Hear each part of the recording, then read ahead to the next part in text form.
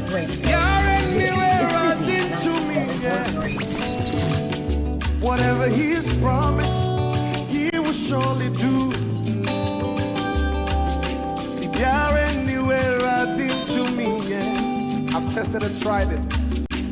Yeah, me to me, I didn't know. If you're anywhere I've been to me, oh.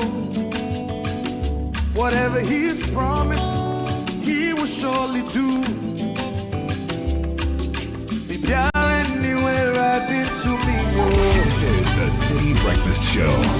The city's biggest conversation. The Citi Breakfast Show. Rise above the noise.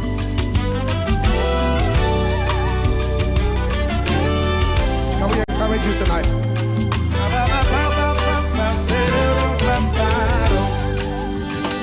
Say, are you weary? Are you weary and heavy laden? Drowning sorrow and despair. Cast all your cares. Cast all your cares upon the Lord. And He will surely give you rest. He will surely give you rest. Are you weary and heavy laden? Are you weary and heavy laden? Drowning sorrow and despair. Drowning sorrow and despair. Cast all your cares upon the Lord. Cast all your cares upon the Lord. He will surely give you rest. He will surely give you If it's a yummy to me, I didn't know. Say, come into me, I didn't know. you're in the hole. You're anywhere I've been to me. Whatever He's promised, Whatever He's He will surely He do. will surely do. Hey, if you're in the hole. You're anywhere I've been to me. If it's a yummy to me, I didn't know. Come into me, I didn't know. You're in the hole. Whatever He's promised, He will surely do. Yeah.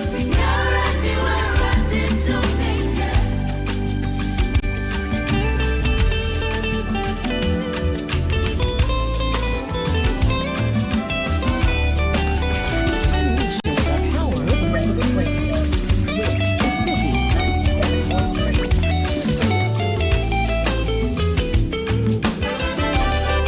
Let me tell you one more time. Yeah. Say, don't you worry. Say, don't you worry. Don't you fret, He is faithful to His word. faithful to His word. He never lies. He never fails. He never lies, He never fails. There is nothing He can do. June 5, 2025, Don't you 27 after 6, fret, my 97.3 City FM. Nyajidi is a new sound from Joe Metal. We love it, and we love to wake up to the sound of the reassuring never fail. presence of God, to learn that the Lord Nothing He can. is faithful. If it's a yummy, Faithful to the end, He is able to do exceedingly abundantly above all that we could ever ask for or ever imagine, because He is not man that He should lie. Because not one of all the good promises of the Lord has failed. Everyone was fulfilled. Everyone was fulfilled. Not one of the good Lord's promises has ever failed. Every one of them was fulfilled. He's not a man that And so there are days like that where jumping out of bed is drudgery, where getting to work is difficult, because you've put in your best work, your best efforts, but you're not seeing any results. Where as a parent you're doing all you can for that special child, but you're not seeing any improvement. As a business, you're working so hard, you're applying all the strategies you know, but things are just not working. The message for you this morning is not to give up, because God is able to do exceedingly abundantly above all that you could ever imagine or ever ask for. So there are times that, can I hear you sing in this place? despite the facts, Oh, we see the facts, we know the figures, they are not making sense, they are not looking encouraging. But as the leader of your organization, as the leader of your own life, you need to look beyond the realities Because Christ says to his disciples, because you have so little faith, truly I tell you, if you have faith as small as a mustard seed, you can say to this mountain, move from here to there, and it will move. Nothing will be impossible for you. So it's up to you to believe it. It's up to you to have faith that your story will turn around, that your tears will turn into joy, that God is working all things together for good, they that love him. So the question for you is, what has the Lord promised you? The assurance this morning is, he has not failed. Not one of all his good promises has he ever failed. So what is his promise for you? If you stay and listen and tune in and plug in, and you heard his promises for you, there you are able to run and wait and be patient and trust him to come through for you. So don't go for someone else's promise. Don't wait for him waiting to see the realization of his promise for someone else for you. He has his unique purpose for your life. He has a unique assignment for you. Wait for it. He will not fail you. That's the message for you this morning. We call it Business Sense. It's brought to you by Access Bank is more than banking. Access Bank is able to come through for you. They take your small and give you a big one. They call it Fakitua Bejikesia promo. Fakitua Bejikesia promo. Deposit a minimum of 250 Ghana cedis into your new or existing Access Bank current or savings account and join the promo. Increase it to 500 Ghana cedis or more. Qualify for a draw. For our youth customers, that's solo account. Spend 500 Ghana cedis or more with any Access Visa card and qualify for a reward. The more you deposit, the higher your chances of winning. So don't sit back. Deposit now and stand a chance of winning a share of the 500,000 Ghana cedis with other amazing rewards like PS5s, iPhone 16, Chromebook, and so much more. It's a promo that's run from now to September 2025. We're doing this together with the NLA. Terms and conditions apply. Join the Fakitwa Bejikesia train and you will sing Nyame to me Adi Nyinaye. There's a toll-free number to call 0800 004400. www.ghana.accessbankplc.com is the website. Access Bank is more than banking. This is a new one from Joe Metal and it's growing on me. Certainly God is able to do all things and we are trusting him. So join us. It's an interactive show. 0549 986 996 97.3 Citi FM. We call this the Citi Breakfast Show. My name is Caleb Kuda. What can we do together? What can we achieve with you? What can we join faith to do? What can we act together to do? Let us know. It's your show. It's our show. Let's do this. This is the Citi Breakfast Show, the city's biggest conversation.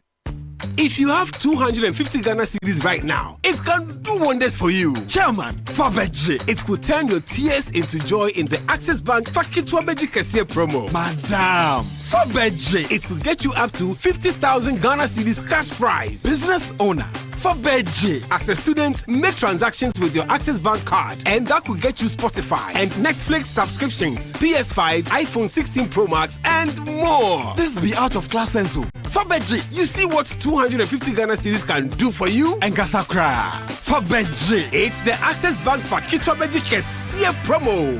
Deposit a minimum of 250 Ghana cedis and its multiples in your new or existing accounts and be on your way to winning a share of the 580,000 Ghana cedis in cash prizes and other amazing rewards. The more you deposit, the more your chances of winning. Promo runs from now to September 2025. This promo is in partnership with NLA on the Caritas Lottery platform. Terms and conditions apply. Access Bank, more than banking.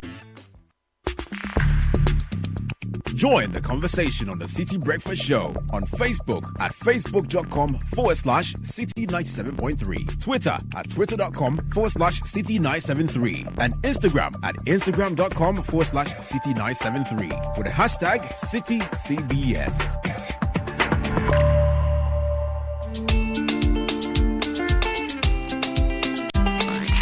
Unleashing the power of relevant radio. This is Citi 97.3.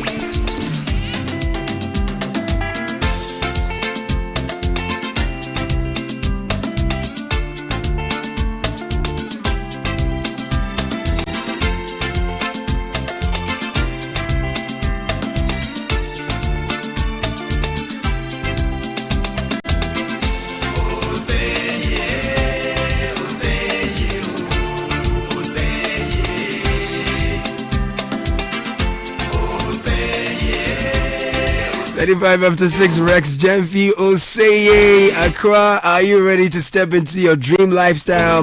Mark your calendars because the Wheels and Homes Expo 2025 is here. Join us at the Wheels and Homes Expo 2025, the ultimate fair for everything mortgage and auto, happening at the GHUD Guard Park at the Accra Mall from 19th June to 21st June. Whether you're buying your first home or upgrading your ride, this is your one-stop shop for great mortgage deals, expert advice, unbeatable rates and discounts from our auto and real estate partners. Fidelity is bringing you this, so come with your friends and we are good to go. 19th to 25th is where it's happening around the Accra Mall. We promise that you will not get any better rates and deals anywhere in Ghana. Admission is free. The Wheels and Homes Expo 2025 is powered by Fidelity Bank. Fidelity Bank, believe with us.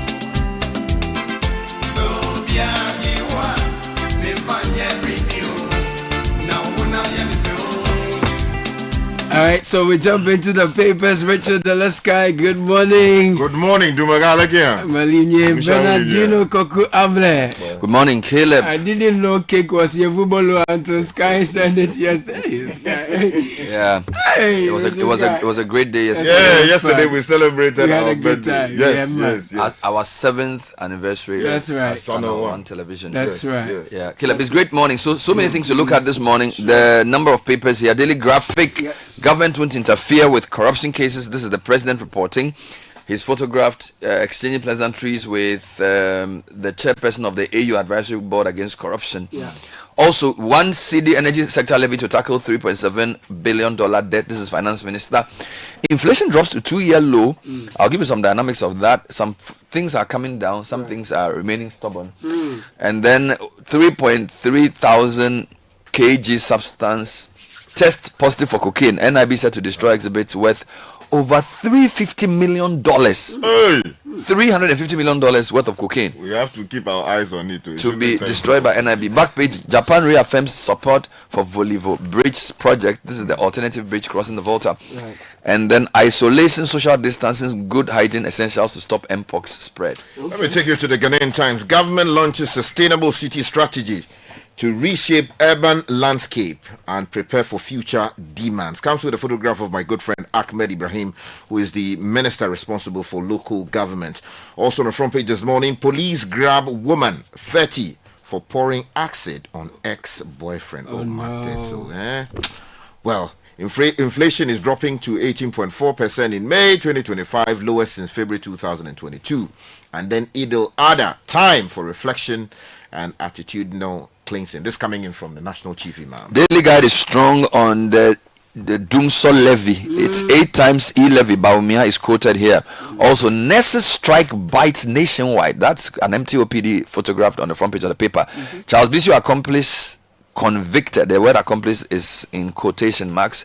And minority marches on IGP with Frank Anodombre photographed here. Meanwhile, OSP is engaging in anti-corruption business. This is Martin Amidu. Let me take you to the Chronicle. Big story. MPP MPs protest at police headquarters. Demand security for EC to declare Ablekuma North parliamentary results. Comes with a photograph of Anot Dompre presenting the petition to the police service. In the shot is the minority leader Alex Apenyo marking. Also on the front page this morning, Mahamas magic. Inflation tumbles to 18.4%, lowest since February 2022. We are happy. Things should continue to tumble like that. And also, NACOC transfers seized cannabis from Volta region to Accra. $350 million street value. Now, the daybreak leads with taxes or tax on liter of fuel now 3 CD 35 pesos. John Abdullah Jenapo is photographed here. Also, Gold Board plans Gold Village. Mahama Defense Petroleum Levy. Baumia slams NDC. And NPP MPs charge on IGP over Ablekuma North results. Let me take you to the Daily Democrat. Big story says tension in UMAT over animal farm management styles. Oh. Be like some people they enjoy, others just they watch the enjoyment. Also, the front page this morning, nothing can stop President Mahama from leaving a legacy. Hajia Mariam Jafar Mohammed is quoted here as saying, and Asiedun Ketia defends reputation as 20 million Ghana cedi case resumes on June 18. The Inquisitor cites with Ken Oforiata hiding of Moyo Clinic letter. Ken done within as OSP monitors him. Also, don't sell state assets, politicians. You read this yesterday. Atufosen as he swears in the new Senate board chaired by Osabere Mansa Sasaku III. Also, align central government and DACF projects to avoid waste. This is Mensa Kosa to government. And Happy Eid to all Muslims in Napo is photographed on the front page. The Daily Post says TDC to launch its 24-hour prestige and premium services today. Hooray! With a 24-hour call center to boot. Wow, that's interesting.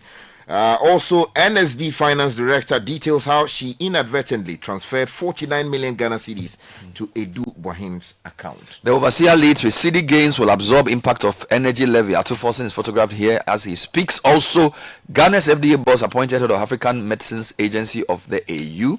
And then minorities march in protest over undeclared Ablikuma North also features here. And small-scale mining tops Ghana's gold export. This is Sami Jemfi Gold Board. And NEIPCU offers lifeline to June 3 disaster survivor. And finally from me, the Hawk newspaper says Brian's 62 million Ghana cedi ends governor's 7-day jail. Not MPP MPs the most, but Rock City boss saved Wuntumi. Well, you see the pitch there. Also on the front page this morning, June 3 disaster. 10 years on, MPA sworn to safety. And then gold game over. One buyer, one law. No escape. All right, let's get into the Channel1news.com. June 3 disaster likely to recur if action isn't taken. This is former Greater Accra Regional Minister Henry Korte speaking on the fuel levy. NDC has betrayed Ghanaians. This is Miracles Dennis Abuaje. Tobacco use 82.8% higher among secondary school leavers. This is a KNUST study revealing, and government has banned fishing in Elembele as deadly fish disease spreads. We are told minority MPs petition IGP over delayed Ablikuma North election results. If you go to citynewsroom.com, stories here. June 3 disaster was avoidable. Professor Chris Gordon, he and the former Greater Accra Regional Minister were on point of view of Bernard last night. Trump is imposing US travel ban and restrictions on 19 countries. There are about 7 African countries there. We'll bring you more on that. No more extensions after June 21 deadline. Gold Board warns unlicensed traders and brace for more taxes under Mahama. This is Dr. Baumia warning Ghanaians. If you go to Star FM this morning, Osman Ayaga launches National Business Agenda.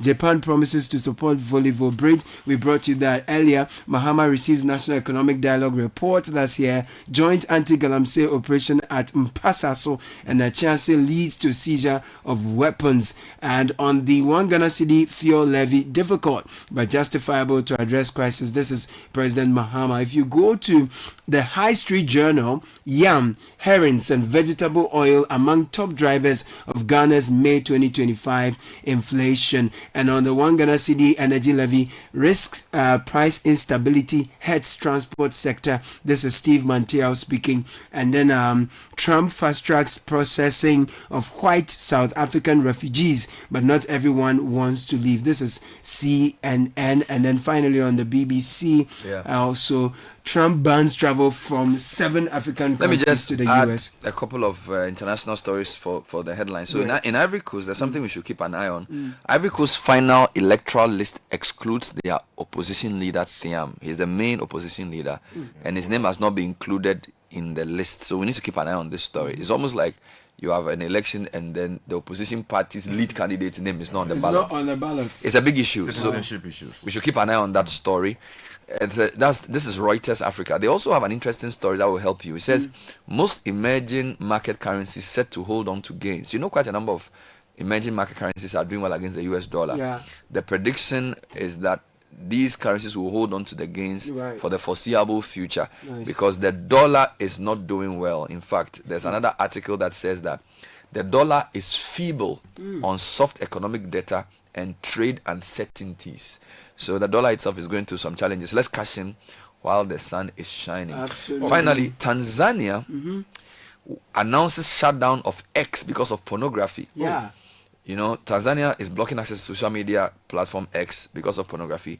And then in Uganda, the World Bank is resuming their support following the reversal of their controversial LGBTQ plus law.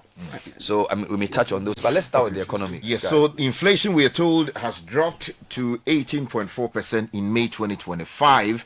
And Kingsley Asari, reporting for the Ghanaian Times, says the country's year-on-year inflation rate fell for the fifth consecutive time this year to 18.4% in May from 21.2% in April, the Ghana Statistical Service has announced.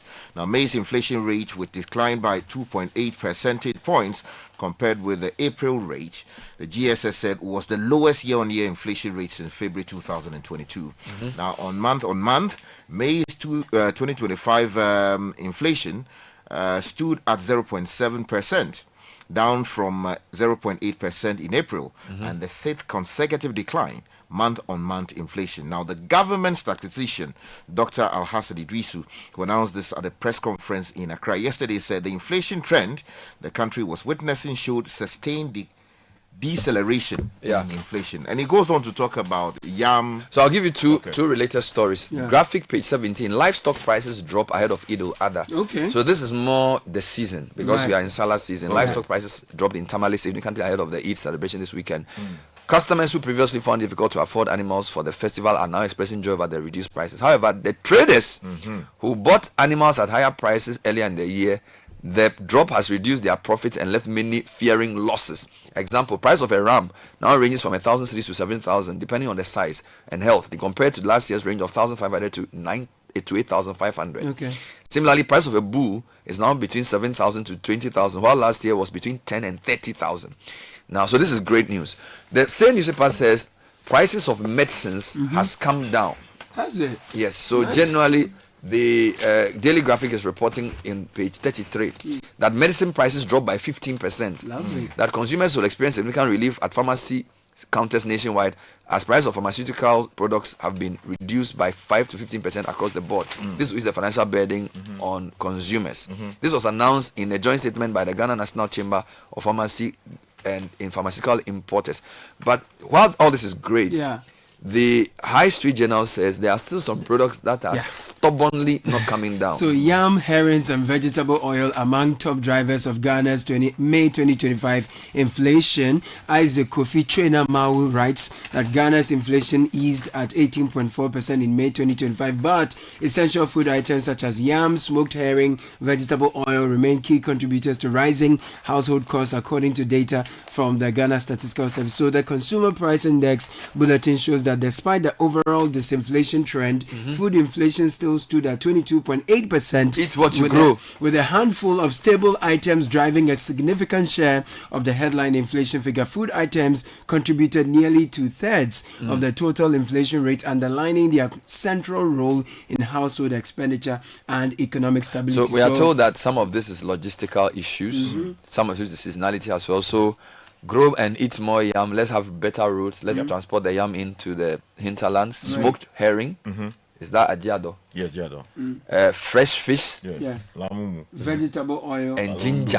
Ginger too. Ginger. All right, now stay with the Dumsor levy. Now, Baumia is saying that it's 8 times worse than e-levy. This is page 3 of the Daily Guide. Former Vice President and NPP flag bearer for 2024, Dr. Mahmoud Baumia, has exposed the level of hypocrisy among the ruling NDC following introduction of the new petroleum levy aimed at resolving the country's mounting energy sector debt. Addressing delegates during his thank you tour at Twifo Praso in the Central Region, Dr. Baumia said he is alarmed by government's introduction of a levy, considering the dissatisfaction they expressed towards the introduction of the e-levy during the MPP's tenure. During our time, he's quoted here, his calculation shows that if you buy a liter of petrol, you will pay 1 cedi per liter as a levy. If you purchase 1,000 cedis of petrol, you will pay 83 cedis.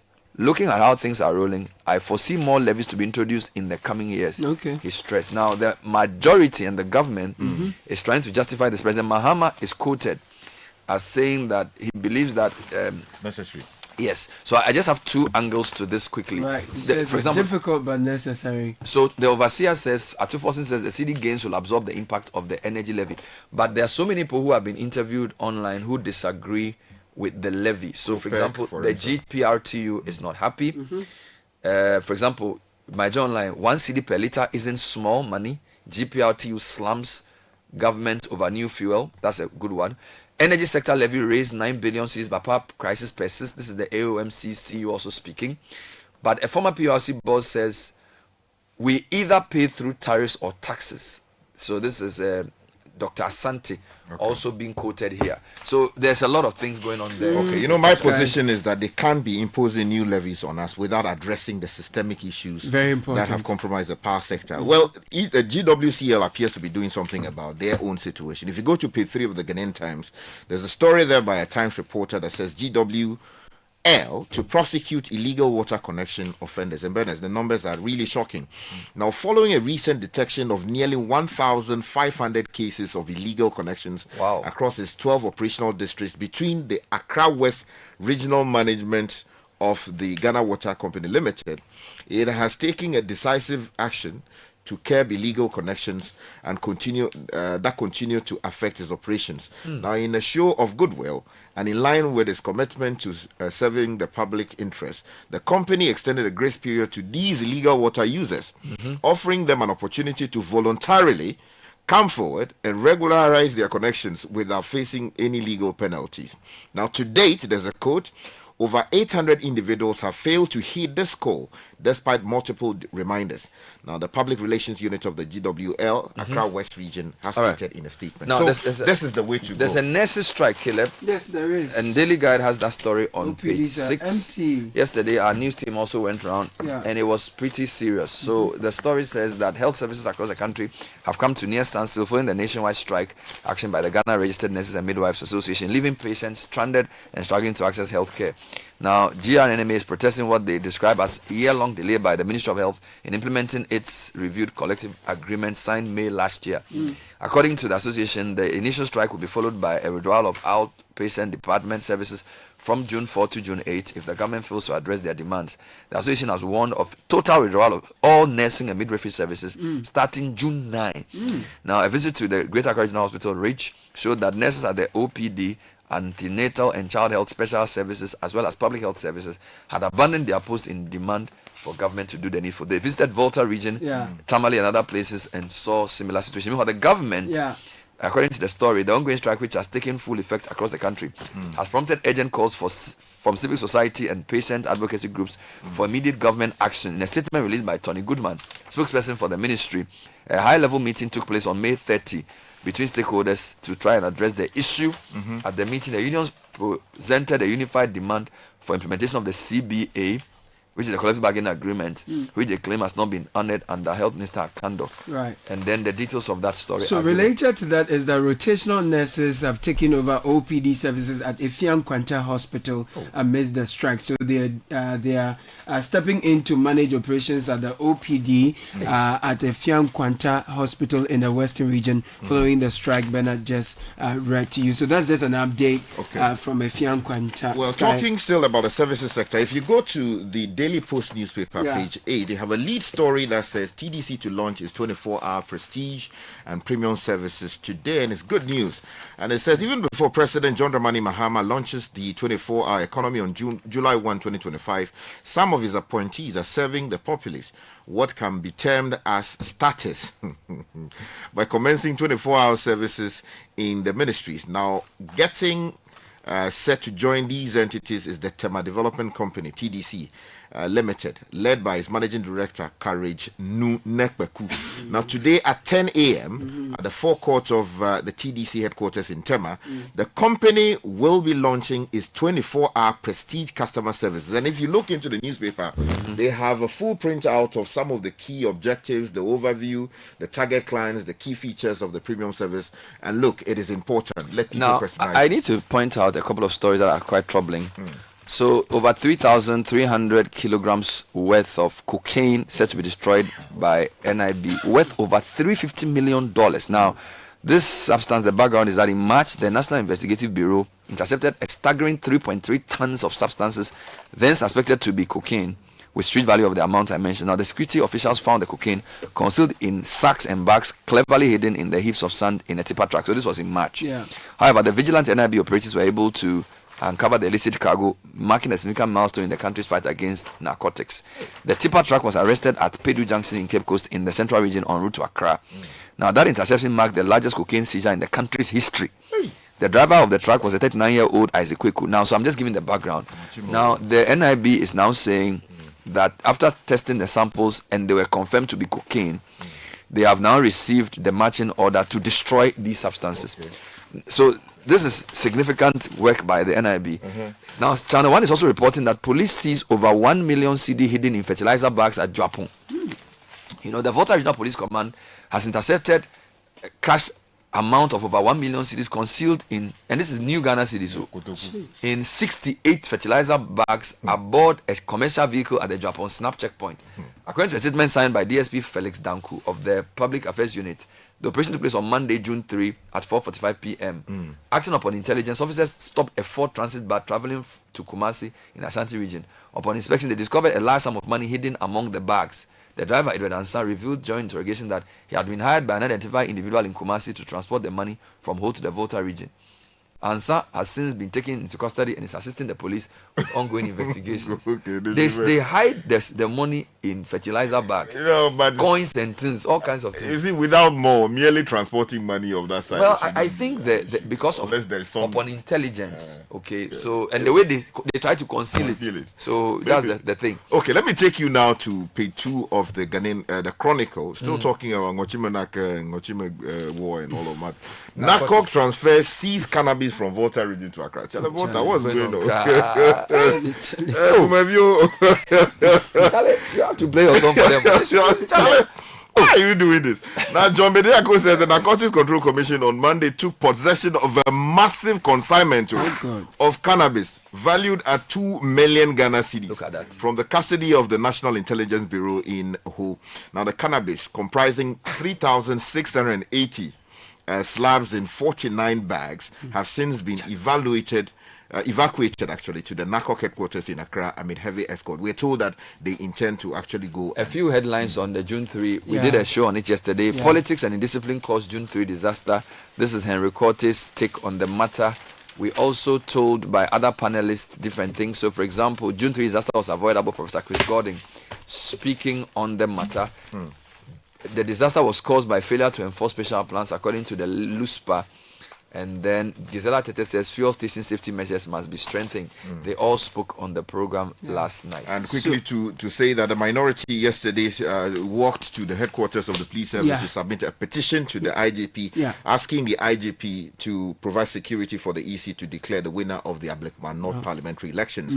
This is captured on the front page of the Chronicle. If you're interested, grab a copy of the Chronicle. And Tanzania announces shutdown of X because of pornography. We are told that Tanzanians were reporting of restricted access to X in the last 2 weeks after political tensions rose and the police account was hacked, but there was there has not yet been a total shutdown of the platform. Now, Tanzanian rights group posted on X that someone's comment reflected a troubling pattern of digital repression. Let me just end with Cote d'Ivoire. So, you know, the exclusion of the main opposition leader, former Credit Suisse chief Tidjane Thiam, is causing a bit of consternation in the country.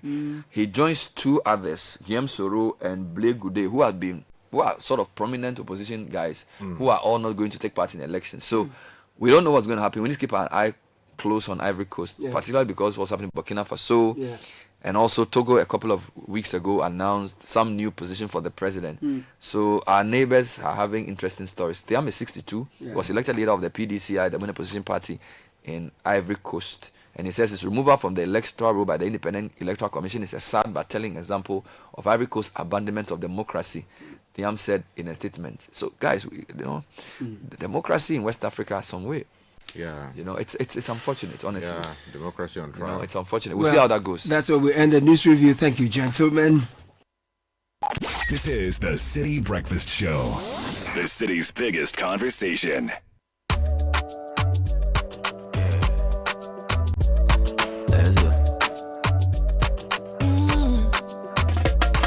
My buddy, when you wake up in the morning and you know the money calling. Oh, you go work. But you know it's out in your side.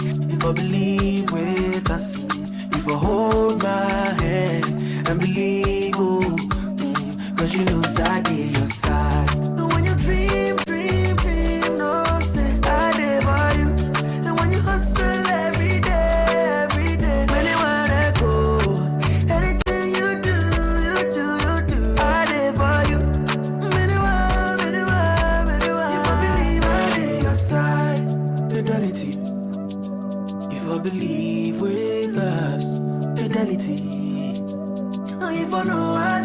side. Fidelity. Oh, jump on now. Go. Ah, go me. Now what time will you come back where I don't hear the sound of your car? Why you buy new car? No, I don't change my car. It be the same ride. It be the fuel way I change. Way one shouts it. Ever since I started using the all-new Excellium Premium Fuel, fortified with 3-in-1 action. Oh, Joe, now my car they run like electric car. No, it's so. This is the type of fuel where they want to. Cause now engine they cost. Where they want for way if I buy it, it go protect my engine. And with the small way I buy, I go drive, sir. Absolutely. It's like strapping a turbocharger to your engine and giving it a protector. And what they bust my mind says be the 3-in-1 action, no? Excellium they prevent up to 99% of deposit. It be anti-wear, some be anti-corrosion. One pair way now open there. Hey, yeah. So where can I find this magical fuel? Just head over to any Total Energy service station and your car will thank you. Hey, they make a finish my gobe fast, then rush go Total Energies. My friend, but why your hand my gobe inside? I give you info. Make a fill the gobe too small. Go, the go. Excellium is designed to protect your car engine, decrease fuel consumption, and lower CO2 emissions. Don't say fuel, say Excellium. Choose Excellium, choose quality. The City Breakfast Show. Rise above the noise. And Ashika Caesar is here with the breakfast edition of the City Business News brought to you by Ecobank and MTN. Good morning, Ashika Caesar. Good morning, Caleb. Hello and welcome to the breakfast edition of the City Business News, proudly brought to you by MTN, Goil and Ecobank. I'm Nashika Caesar. Coming up, Goldfields Ghana remits over 1.5 billion Ghana cedis to government in first quarter of 2025. Also coming up, government statistician cautions against price hikes amid slowing inflation in the country. And later, Chamber of Oil Marketing Companies COMAC worried over hike in fuel levy.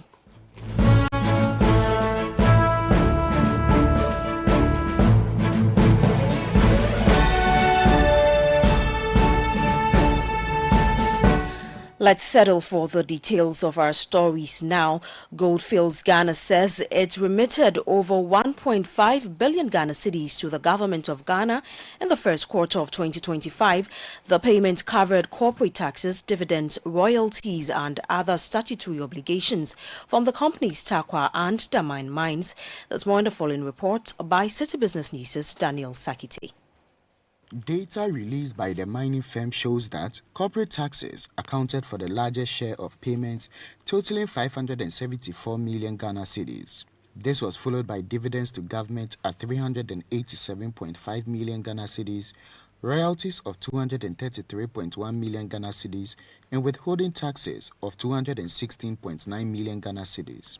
The company also paid 96.2 million Ghana cedis under the pay-as-you-earn system and 61.1 million Ghana cedis in withholding VAT. Takwa mine led contributions across all tax lines, remitting over 1.3 billion Ghana cedis, while Daman accounted for just under 300 million Ghana cedis. Goldfields also reported that it spent 1.9 billion Ghana cedis on procurement from host communities and engaged over 1,000 suppliers in those areas. Its in-country procurement reached 2.3 billion Ghana cedis during the same period. The company said 71% of its workforce was drawn from its host communities, with a socio-economic development spend of 9.3 million Ghana cedis in the first quarter of 2025. That was Daniel Sakite's report. Away from that, the Ghana National Chamber of Commerce and Industry, GNCCI, has expressed concerns over the timing of the government $1 Ghana cedi increase in levies on petroleum product. This comes in the wake of the recent passage of the Energy Sector Levies Amendment Bill 2025, which authorizes the increase. Daniel Odumensa has more. Speaking to the media following the launch of the 5th Chamber Business Awards, the Chamber's Chief Executive Officer Mark Bedua-Boaji stated that consumers should have been granted some relief on petroleum prices before any such increase was implemented. I think the intended purpose is very relevant, because the idea is that they are going to support the energy sector. We all know the debts within the energy sector that we have to pay. But I think also I have issue with the timing and the rate as well. The rate in the sense that it's about 8% of the price of litre at the moment for me, which is very high. We have just started enjoying the benefits of this lower fuel prices. Just I think about a month or so. So I believe that looking at the stress that we went to, at least would have had some relief for a period of time for us to be able to enjoy. And then if there's a need for them to introduce it, that is fine because we have promised a whole lot of tax relief from levies and all those things. So for me, the timing may not be appropriate, but we are not totally against it because of it intended. The theme for this year's launch is revitalizing Ghana's development agenda through strategic public-private collaboration. The awards ceremony is scheduled to take place on 8th November 2025. That was Daniel Odrumensa with that report. We stay longer on the fuel levy because the Chamber of Oil Marketing Companies, COMAC, is worried over the increase in fuel levy. In a statement issued on June 4, 2025, COMAC contends that there's an urgent need to address the nation's growing energy sector debt, which is currently estimated to exceed $3.1 billion US. However, it says the sharp increment in the energy sector shortfall and debt repayments levy presents significant risk to the downstream petroleum industry players, consumer welfare, and the country's energy transition ambitions. The statement further points out that it is important to recognize that petroleum products in Ghana are already subject to a substantial tax regime comprising 8 distinct taxes and levies that cumulatively account for approximately 22% of the ex-pump price. These statutory taxes and levies support government expenditure and fund the operations of various regulatory institutions within the energy sector. Nonetheless, the anticipated increase under the amendment bill applicable to petrol, diesel, LPG, fuel oil, and marine gas oil would raise the cumulative tax burden to a record 26% of the ex-pump price, placing additional strain on businesses of oil marketing companies, LPG marketing companies, and consumers. Now, businesses have been cautioned against opportunistic price hikes as Ghana's disinflation trend continues, with headline inflation falling sharply to 18.4% year-on-year in May 2025, down from 21.2% in April. This comes on the back of the good run the city has been recording in recent weeks. Speaking during a media briefing, the government statistician Dr. Al-Hassan Idrisu urged both businesses and households to adopt measures that align with the easing inflation environment and help consolidate recent economic gains. From the data we see on inflation for households, with food inflation contributing almost 2/3 of the total inflation, households should adapt bulk purchasing, shared food buying, and consider local in-season produce to reduce food costs. On businesses, since local inflation is easing faster than imported inflation, businesses can reduce cost pressures by sourcing locally. With high inflation in food and imported goods, businesses should also strengthen local sourcing and reduce reliance on volatile inputs. With the disinflation process underway, we also recommend that businesses avoid sharp price hikes and rather build customer trust. You heard the government statistician Dr. Al-Hassan Idrisu. Meanwhile, economist Professor Patrick Isumin is urging the government to focus on food inflation as part of efforts to sustain Ghana's current disinflation trajectory. Professor Isumin tells Citi Business News that while the disinflation trend is notable, maintaining momentum will require targeted measures, particularly in the food sector, which remains a major driver of inflation volatility. At this moment, you see that some of the major drivers have really worked in our favor. So the currency has strengthened significantly. That is really helping our cause. And we've seen with that transport fares are down, fuel down. We've seen even some food items have seen reduction in the rate of inflation. But it still remains the case that food inflation is the biggest driver and is the biggest driver of our current inflation. And that's where the attention has to be in. We are in the planting season now, so the expectation is that we will make the necessary investment to ensure that food production doesn't suffer. Professor Patrick Isumin is an economist. Now, Canadian multinational Rectron Group has announced plans to acquire a 60% controlling stake in AT Ghana Limited, signaling its entry into Ghana's telecommunications sector. This was contained in a statement issued by the group dated June 4, 2025, which states that the transaction, which is still subject to regulatory approval and due diligence, is being pursued in partnership with local operator Afritel Ghana Limited. This strategic move aligns with Rectron's ambition to expand its global infrastructure portfolio and strengthen its presence in emerging markets. AT Ghana, formerly Airtel Tigo, serves over 2.3 million customers and has been fully government-owned since 2021. The partnership with Afritel is expected to blend international investment with local insight to improve service delivery and expand network reach. Now, key players in Ghana's real estate industry are raising concerns over the growing financial burden on housing construction, warning that current financing models are unsustainable. Speaking on week 1 of the Citi Business Festival 2025 on a series on the topic, Understanding Real Estate, Managing Director of Merson Capital Limited, Yao Bene Amponsa, said the cost of borrowing keeps driving up the cost of housing. He also called for a relook at the country's affordable housing goals to ensure sustainability of the policy. The issue of construction finance, because the mortgage must be written on a house. And with mortgages, you say, okay, pay 15 or 20%, and then the developer develops the house, and then you pay the balance. The developer doesn't have financing. I think that we missed a trick in our affordable housing schemes in the past.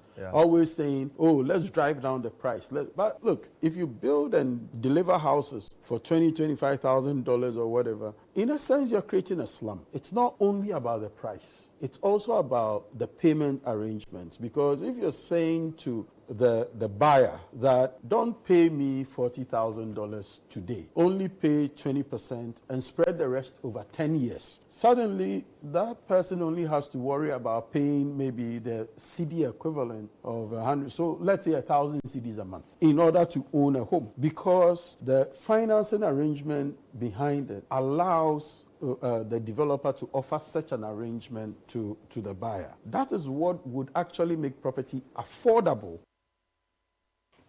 You have the Managing Director of Merson Capital Limited, Yao Bene Amponsa. The full conversation with Yao Bene Amponsa on the topic, Understanding Real Estate, airs later this morning at 9 on the Citi Breakfast Show and 10 a.m. on the Channel 1 TV.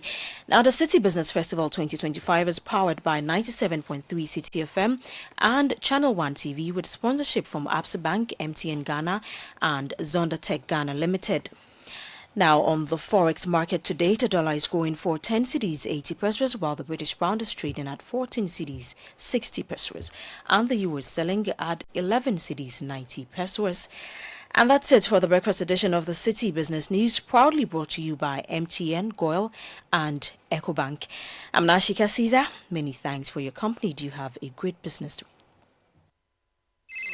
Charlie, where are you? Boss man, I'm at the bank. Really? But your car is in front of your house. Bro, my bank on my phone, Charlie. Oh, how? EcoBank, bro. With EcoBank mobile app, I can do everything, anywhere, anytime. Listen, I just checked my account balance, paid Ahmed's school fees, and sent money to my grandma at Walwale. Oh, wow. Wow. Masa, just download the EcoBank mobile app from the Google Play Store or the App Store, or dial *770# and be your own bank manager. Manager. Whether to pay bills or fees, to check account statements, send money across Ghana, abroad, and more, EcoBank mobile app has got it covered. EcoBank Mobile, making everyday people live everyday lives the EcoBank way. EcoBank, the Pan-African bank.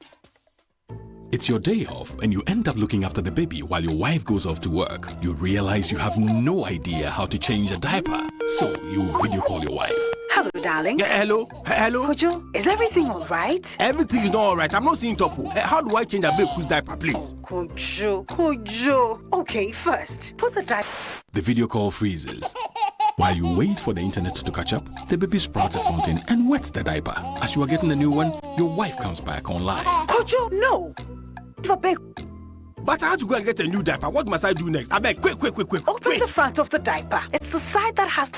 Wow, look, the video freezes again.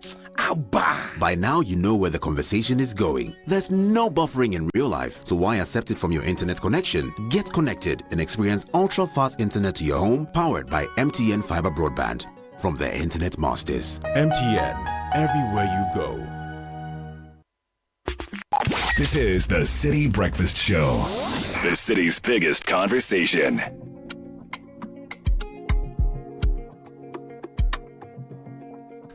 It's 7:15, and you just heard the breakfast edition of the City Business News, brought to you by EcoBank and MTN. People have money emergencies and several types of emergencies all the time, but we hardly know our emergency numbers. Here's the most important thing you need to know. New EcoBank money emergency number, star 770 hash.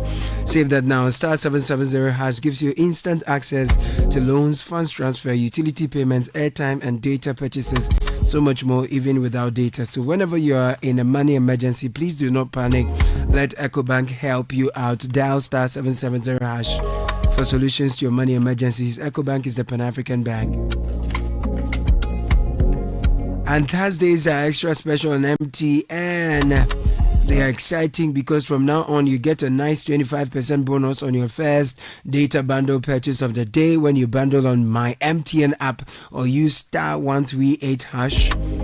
Every Thursday on MTN, that's what happens. We're saying that it's not enough, so we are offering you a free extra movie ticket when you buy with Momo at the Silver Bear Cinema at Accra and West Hills Mall. Same goes for those of us in the Garden City, Kumasi. You get your free tickets at the Golden Cinemas in Kumasi Mall. So set your reminders. Bundle on my MTN or dial star 138 hash and make the best of our 25% first data bundle discount. Visit the cinemas, use Momo and get your free extra movie tickets on MTN's Yellow Thursday.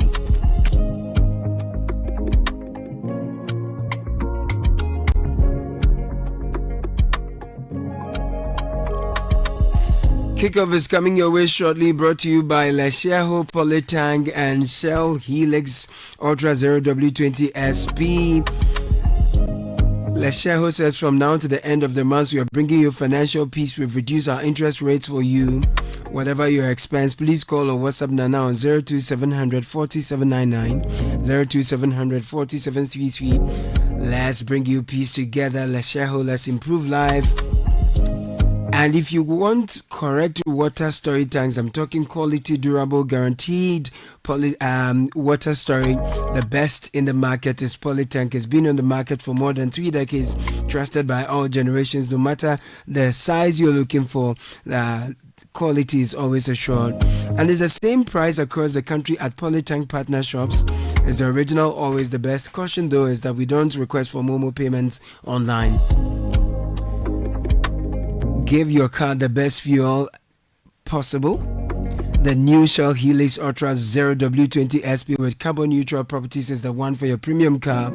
It gives you stronger, long-lasting engine performance. So go for Shell Helix Ultra Zero W20 SP. It's designed for ultimate engine performance. Edwin Kwaukofi is here with Kickoff.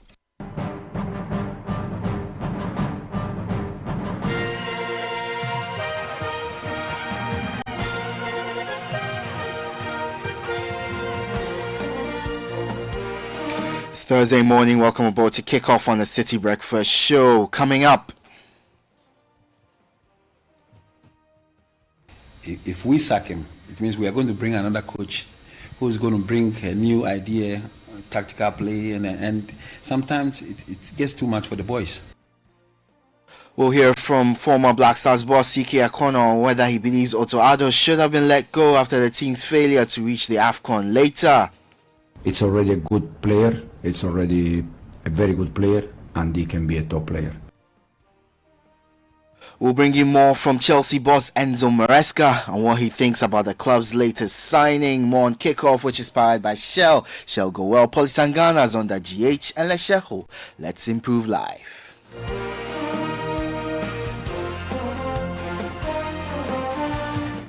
Let's start off in the Ghana Premier League, and Nations FC's controversial walk-off during their penultimate match of the season may now carry serious consequences as the GFA is expected to enforce strict disciplinary measures. The Abrankese-based club, who are still chasing their first ever Premier League title, now find themselves at the centre of disciplinary scrutiny following their unprecedented decision to abandon a crucial match against Basake Holy Stars in match week 33. There's more in the following report.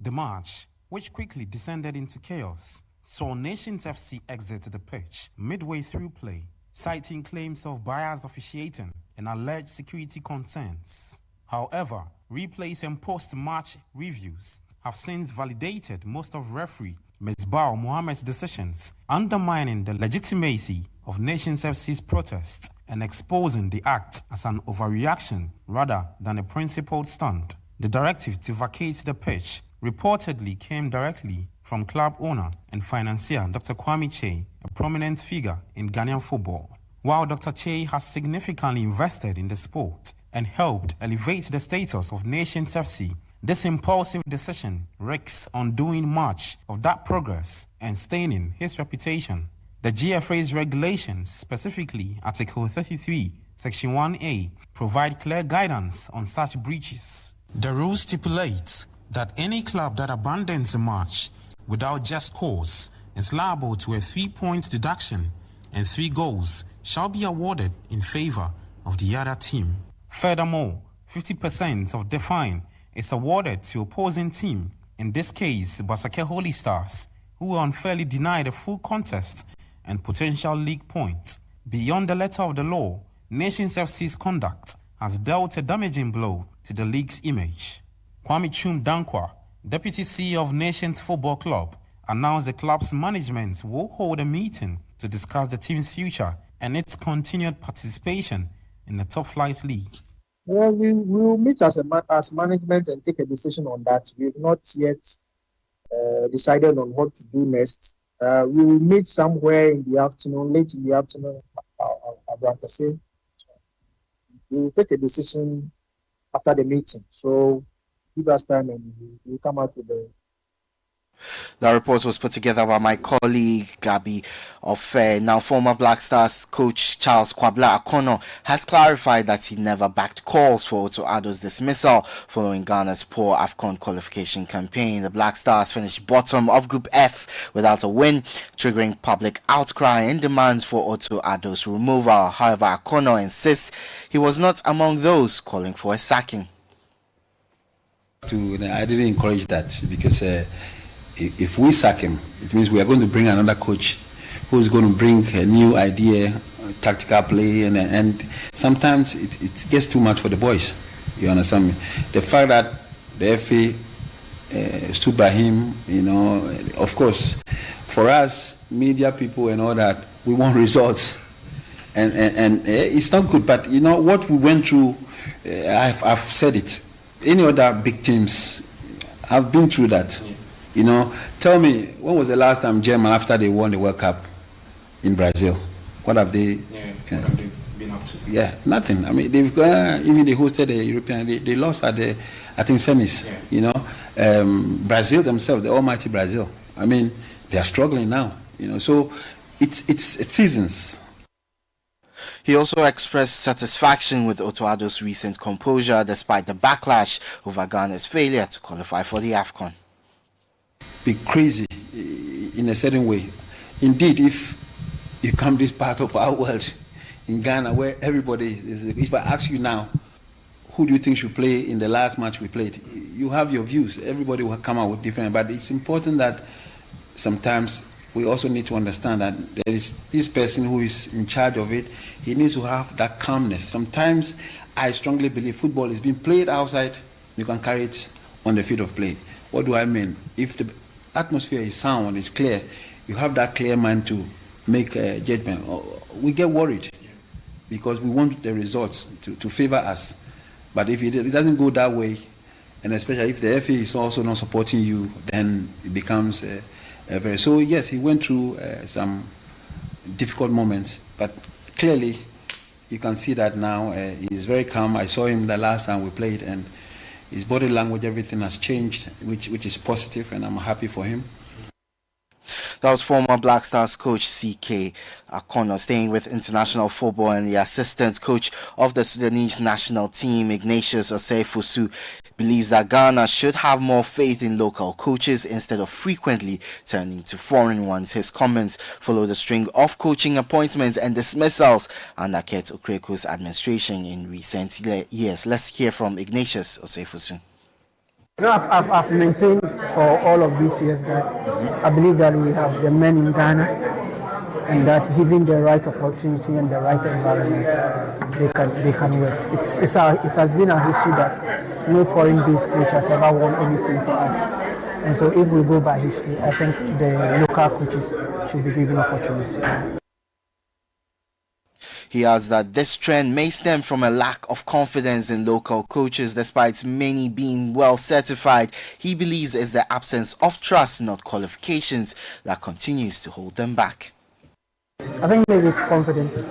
In the recent years, maybe apart from Kwasi Appiah, maybe no local coach has done any big job for us in terms of getting us the results. So sometimes it is our inability for people to have confidence in us in terms of we being strict and wanting standards. So that's where it might be the cause of people not wanting. As because as for the certification, we have a lot of them who have done the certification. But to have confidence in somebody is for you to have a track record, which I think we lack as. That was the assistant coach of the Sudanese national team, Ignatius Osei-Fosu. To England now, and the head coach of Chelsea, Enzo Maresca, says he's pleased with the signing of new striker Liam Delap, who joins from Ipswich Town for around £30 million. He adds that part of the reason for the move was knowing Delap's potential from 6 years ago. No, he's already very good. I know Liam from 5-6 years ago. I had him for one season with Citi under 23, so I know him quite well. For me, it's already a good player. It's already a very good player, and he can be a top player. So it depends on him, but yeah. Enzo Maresca is the head coach of Chelsea. Across London, Arsenal say negotiations are ongoing regarding midfielder Thomas Partey's contract, which expires on June 30, 2025. According to the club's official website, discussions are also underway with Chloe Kelly and Michael Rosiak, with a final decision to be communicated in due course. In Manchester City have reached an agreement on personal terms with Olympique Lyon forward Ryan Cherki ahead of a possible transfer. City have also agreed a deal worth €70 million, including add-ons for AC Milan midfielder Tijani Reinders. The club have already reached an agreement on personal terms on a 5-year deal with the Dutch player a few days ago. To tennis, and defending French Open champion Carlos Alcaraz produced a dominant display to beat 12th seed Tommy Paul and reach the semi-finals at Roland Garros. Paul offered plenty of resistance during a competitive game, but the 22-year-old Alcaraz broke for a 5-4 lead and quickly wrapped up a 6-love, 6-1, 6-4 victory. The Spaniard will face 23-year-old Lorenzo Musetti for a place in Sunday's final. Top seed Yannick Sinner cruised into the semi-finals with a ruthless straight sets victory over Alexander Bublik. The Italian was in imperious form and is still yet to drop a set at Roland Garros as he won 6-1, 7-5, 6-love. He will face Novak Djokovic, who came from a set down last night to beat Alexander Zverev 4-6, 6-3, 6-2 and 6-4. In the women's draw, world number 2 Coco Gauff overcame a scrappy start to beat fellow American Madison Keys and reached the semi-finals. Gauff won 6-7, 6-4, 6-1 to reach her third semi-final at Roland Garros. And that's the latest in the world of sports. For more on all these stories, visit citysportsonline.com. Kickoff is inspired by Shell. Shell go well. Politangana's under GH and Lesheho. Let's improve life. I am Edwin Kwakofi. The City Breakfast Show with Bernard Avler continues. Where are you headed today? Techiman, Salaga, Aflao, or beyond. At Shell, we believe your true destination isn't just today's journey. It's about where you want your business, your family, and your dreams to be tomorrow. So Shell Rimula is formulated to help you journey better. With anti-wear additives for ultimate protection, Shell Rimula with advanced Protection Plus technology prevents oil thickening and guards against harmful deposits. Shell Rimula oils help your engine start effortlessly in any weather, because when your truck starts, your journey starts. Shell Rimula, the engine oil that works as hard as you. Drive forward. Reach your real destination with Shell Rimula.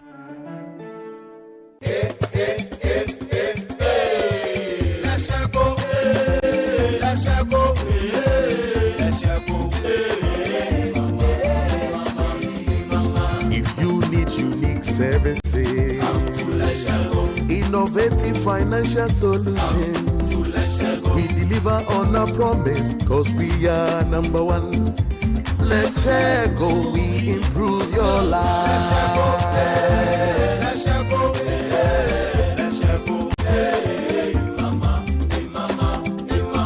Even when you're stuck with nothing, no matter your situation, let's go, we improve your life.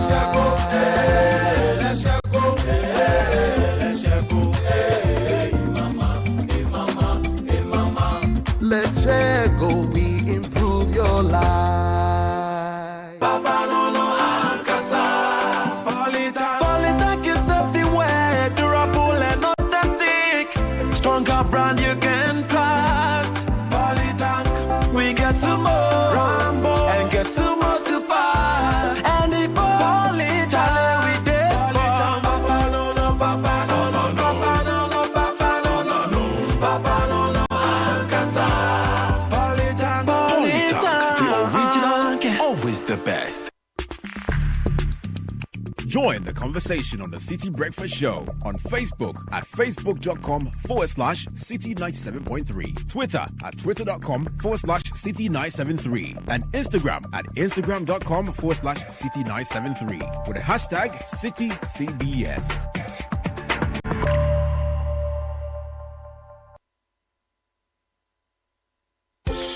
Hey there, all enterprise customers. We are rewarding all of you just for standing by us all this while. Simply keep doing the things you've always done with us, like renewing policies, making purchases, and more. The twist though, you have to do them on our self-service portal via web or the Enterprise Advantage app. Once you log into the portal, access Advantage Points and do any of the transactions you're allowed to do there in order to earn points. The more you transact, the more points you earn. The points you earn can be used to redeem loads of airtime, Momo, and other rewards. It's that simple. Just visit the portal, log in, and enjoy. Visit my.enterprisegroup.net.gh or download the Enterprise Advantage app to get started. Enterprise Advantage Points, because nothing you do should be pointless. Enterprise, your advantage.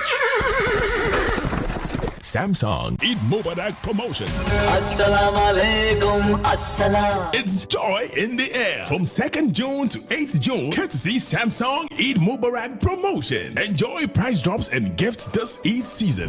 Galaxy A06, 1,399 Ghana Cedi. Grab your Galaxy Tab A9 for 1,999 Ghana Cedis. Your Samsung Galaxy Watch 7 for 3,149 Ghana Cedis. The list goes on the greatest discounts. Yes! Go grab it at any Samsung shop near you. Time is limited from 2nd June to Sunday, 8th June. What are you waiting for? It's a promotion. Enjoy good products from Samsung. Any more questions? This is the love Samsung shows this Eid Mubarak. This June, the business wave is back and it's bigger than ever. The City Business Festival 2025 on City FM and Channel 1 TV, where it's all about business.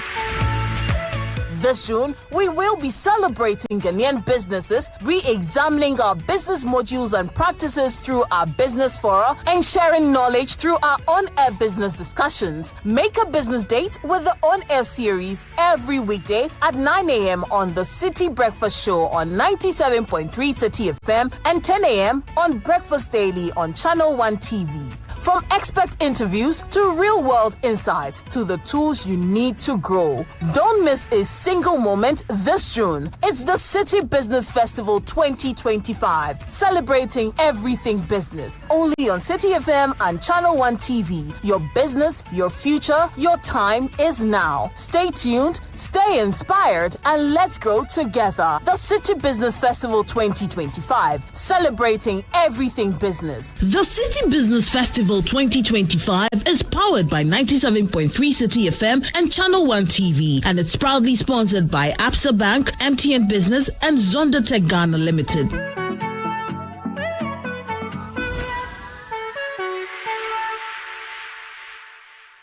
Are you a company looking for professional HR service support? Zipline Recruitment Services Limited is ready to assist. We are a reputable Ghanaian-based company, internationally certified and locally licensed with wide range of HR services. We employ graduates and certified professionals with wide range of disciplines for our clients locally and abroad. We provide HR consultancy and HR training services for businesses and public institutions. We also manage payroll for our clients. And we outsource tellers, drivers, domestic workers, etc. for our cherished clients locally and internationally. Contact Zipline Recruitment Services Limited today on 0509 000 600 or 0507 000 700 or 0303 980 987. You can reach us on all our social media handles and at www.ziplinerecruitment.com. Zipline Recruitment Services Limited, your HR and recruitment solution. This is the City Breakfast Show, the city's biggest conversation. The City Breakfast Show. Rise above the noise.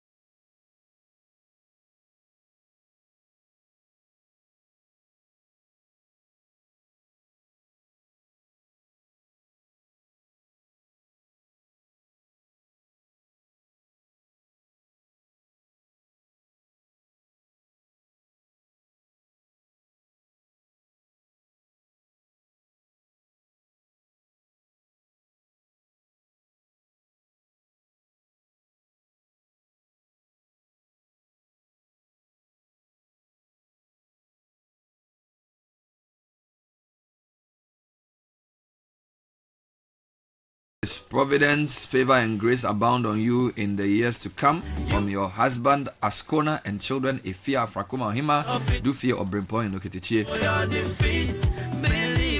Emmanuel and AC Adade wish their son Jaden Adade a happy birthday. It is their prayer that God's grace will continue to guide you. May God honor in all your endeavors. To Shibaraba Benin. Today is all about celebrating the amazing person you are. You've always been my biggest cheerleader, my secret keeper, and my day one best friend. I'm so proud of the woman you are becoming. May this year bring you so much happiness, new adventures, and everything your heart desires. Keep shining, keep growing, and never forget how deeply loved you are.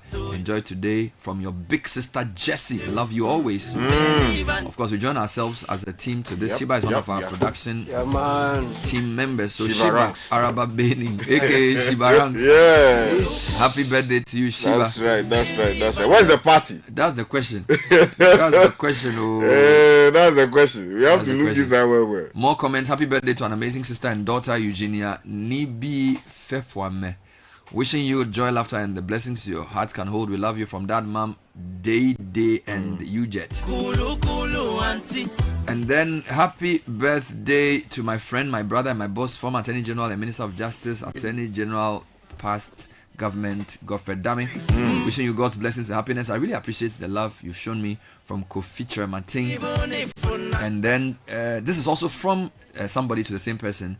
Bernard, please wish my brother Godfred Dami a happy birthday for me. Yes. May God make his feet like Heinz feet and tell him we love and appreciate him. Coming in from Theodora. So we also join ourselves to this request as well. Exactly. Godfred Dami, happy birthday to you. Live long, prosper. You support the right team, so you get the benefit for that. He supports the right team. Former Attorney General. Yes, he supports the right counsel team. For the also wishing happy birthday to Vanessa Dawson Williams of JL Properties. Coming in from Ni. So many things to do this morning. I'd like to just lay them out. Yeah. We have possibly the most revealing of the 4 business festival interviews, because today I'll be talking to Yabeni Amponsa about investing in real estate. Okay.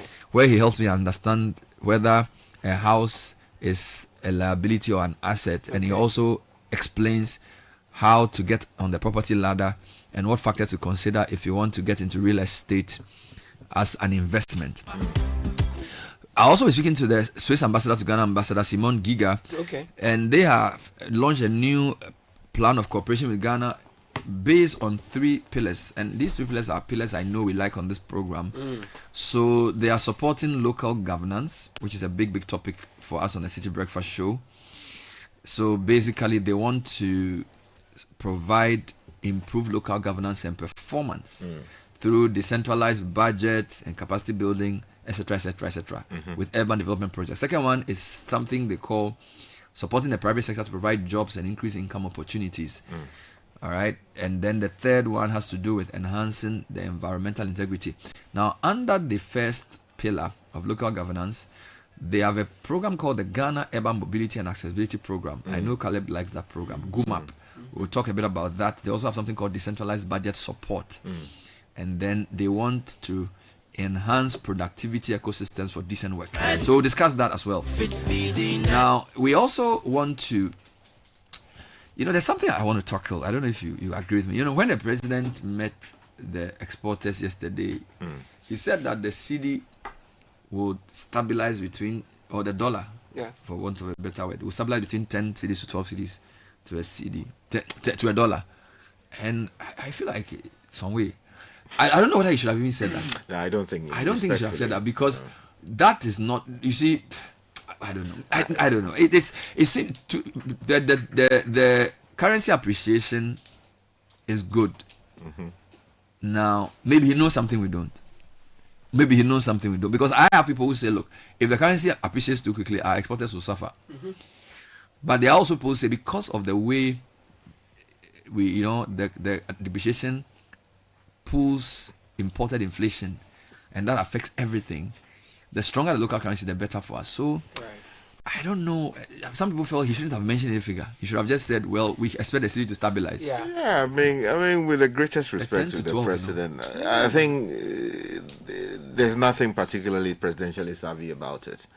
I understand that, exporters would have gone there to lobby. They were there. Exactly, because they are concerned about how the surge in the strength of the city will wipe away their earnings. But he ought to have balanced those interests with the interest of the generality of the people. And to give a presidential indication as to where it is likely to be creates problems, because first of all, it's a combination of what the finance minister does and then what the governor of the Bank of Ghana does, right? So there would be someone who would argue that, first of all, he's usurping the authority to some extent of these people. But my bigger problem has to do with the indication he sends to the market. So that people who ordinarily would have been, wait and see. Exactly. Would now say that, oh, okay, this thing would level around between 10 and 12. So let me hoard it. because I wouldn't lose too much in the end. I think he should have allowed it. So whilst I agree with you, I just feel also that, to be fair to the exporters, we are the people who also have been on this show every day shouting that we cannot continue importing forever, and that we need to have a balance, and that we also need to produce more. We've said, for example, that there should be no reason why we should be importing rice in the quantities and chicken and all that. That if we can reduce our import dependence, it will strengthen our currency. Okay. Now, what is the purpose of reducing your import dependence? Indeed, some people feel that we need to build what is called an import substitution businesses, where you grow things like rice, you grow things like chicken, so that you can stop spending the $400 million you spend every year on it. All right. So that's one. Number two, then there's export-led growth. There's 24-hour economy and export competitiveness. Now, you cannot be export competitive if your currency is at par with the countries you're exporting to. It's just basic economics. So that's why some of the countries that have exported a lot to the US, they've had weaker currencies, because your export earnings then gives you the reserves you need to really propel your growth. You get it? So I can see how he's... I don't even think it's the lobby of the exporters, because all of us say that we should... Look, a lot of the programs we do, textiles and garments, AGOA. Yeah. If I'm exporting textiles to the US and our currency appreciates too quickly, too much, I will lose. And the export companies will die. So when I'm exporting by fruit... how much? Sky, serious. So for example, if the business model is based on a 15 cedi to $1 model, so you set up a factory, your power, don't forget you pay for your power, your logistics, you have agreement with your off-takers, and you plan this on the basis that the window is maybe 14 to 16. Then in 6 weeks, it comes down to 10 and keeps going. The people say, are you sure you want to continue with this business? Because for the 6 months next, our price projections for what we will earn was based on $15, 15 cedis to $1. Then you are now at 10. So you are losing 5 cedis for every item you sell. Does that make you less competitive? Absolutely. Not necessarily. Do you know why? It may wipe away your profit margin to some extent, some would argue. Yeah, because if your earnings are reduced, where do you get money to invest in the business? You get it. So you see, it is. I know where you are going with this thing, because you say maybe other countries are also exporting to the same country. And I'll see. But you see, but if the earnings of your exporter determines the strength of their company. Yes. Okay. So let's make it simple. I am exporting textiles to the US, so I produce shirts. I add value to the shirts, and my cost per shirt may be, I don't know. Let's say my cost per shirt is $2, okay, and I'm selling the shirt for $5. Okay. So I'm earning $3 per shirt. All right. That $3 per shirt multiplied at by 15 is 45. Yeah. All right. That 45 per shirt is my margin. Yes, my margin. Yeah. On which assumption I am planning many things. Yeah. Building a new factory in Tamale. Yeah. Adding new lines, employing people. Then in 6 weeks, it comes to 10. So that 3 is now 30, not 45. Yes. Now that 30 means I may not have enough money to do other things. Yeah, but Bernard, the mistake you're making is to hold other factors constant. Like because as we do know, petrol prices are supposed to have gone down, which ordinarily would affect the cost of transportation. Yeah. Of course, one would have expected that would reflect in the pricing of electricity and water. Yeah. But recently we saw the PURC raise the cost of power, what they call it, power and electricity. But some other factors of reduction are not, negatively impacted. They're actually coming down, positively impacted. They're coming down. But the biggest, I agree with you on the costs, which is why the levy, so yes, maybe the cost of power has gone up. Yes.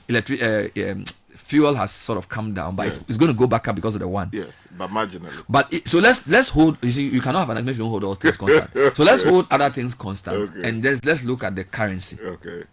So I would say that for an exporter, the most important determinant of his revenues, which will then be a determinant of his profit, because of course revenue minus cost. All right. So let's assume we hold costs constant. A sudden depreciation of the CD will eat into his profit margin. In fact, today the graphic reports on page 16 that people who are selling livestock are already complaining. Why? Maybe he went to get the sheep from his main guy in Tamale and brought it to Tulaku. The guy gave the thing to him at 100 per sheep. And he was going to sell at 150. Now there's so much sheep in the market, he's still at 120.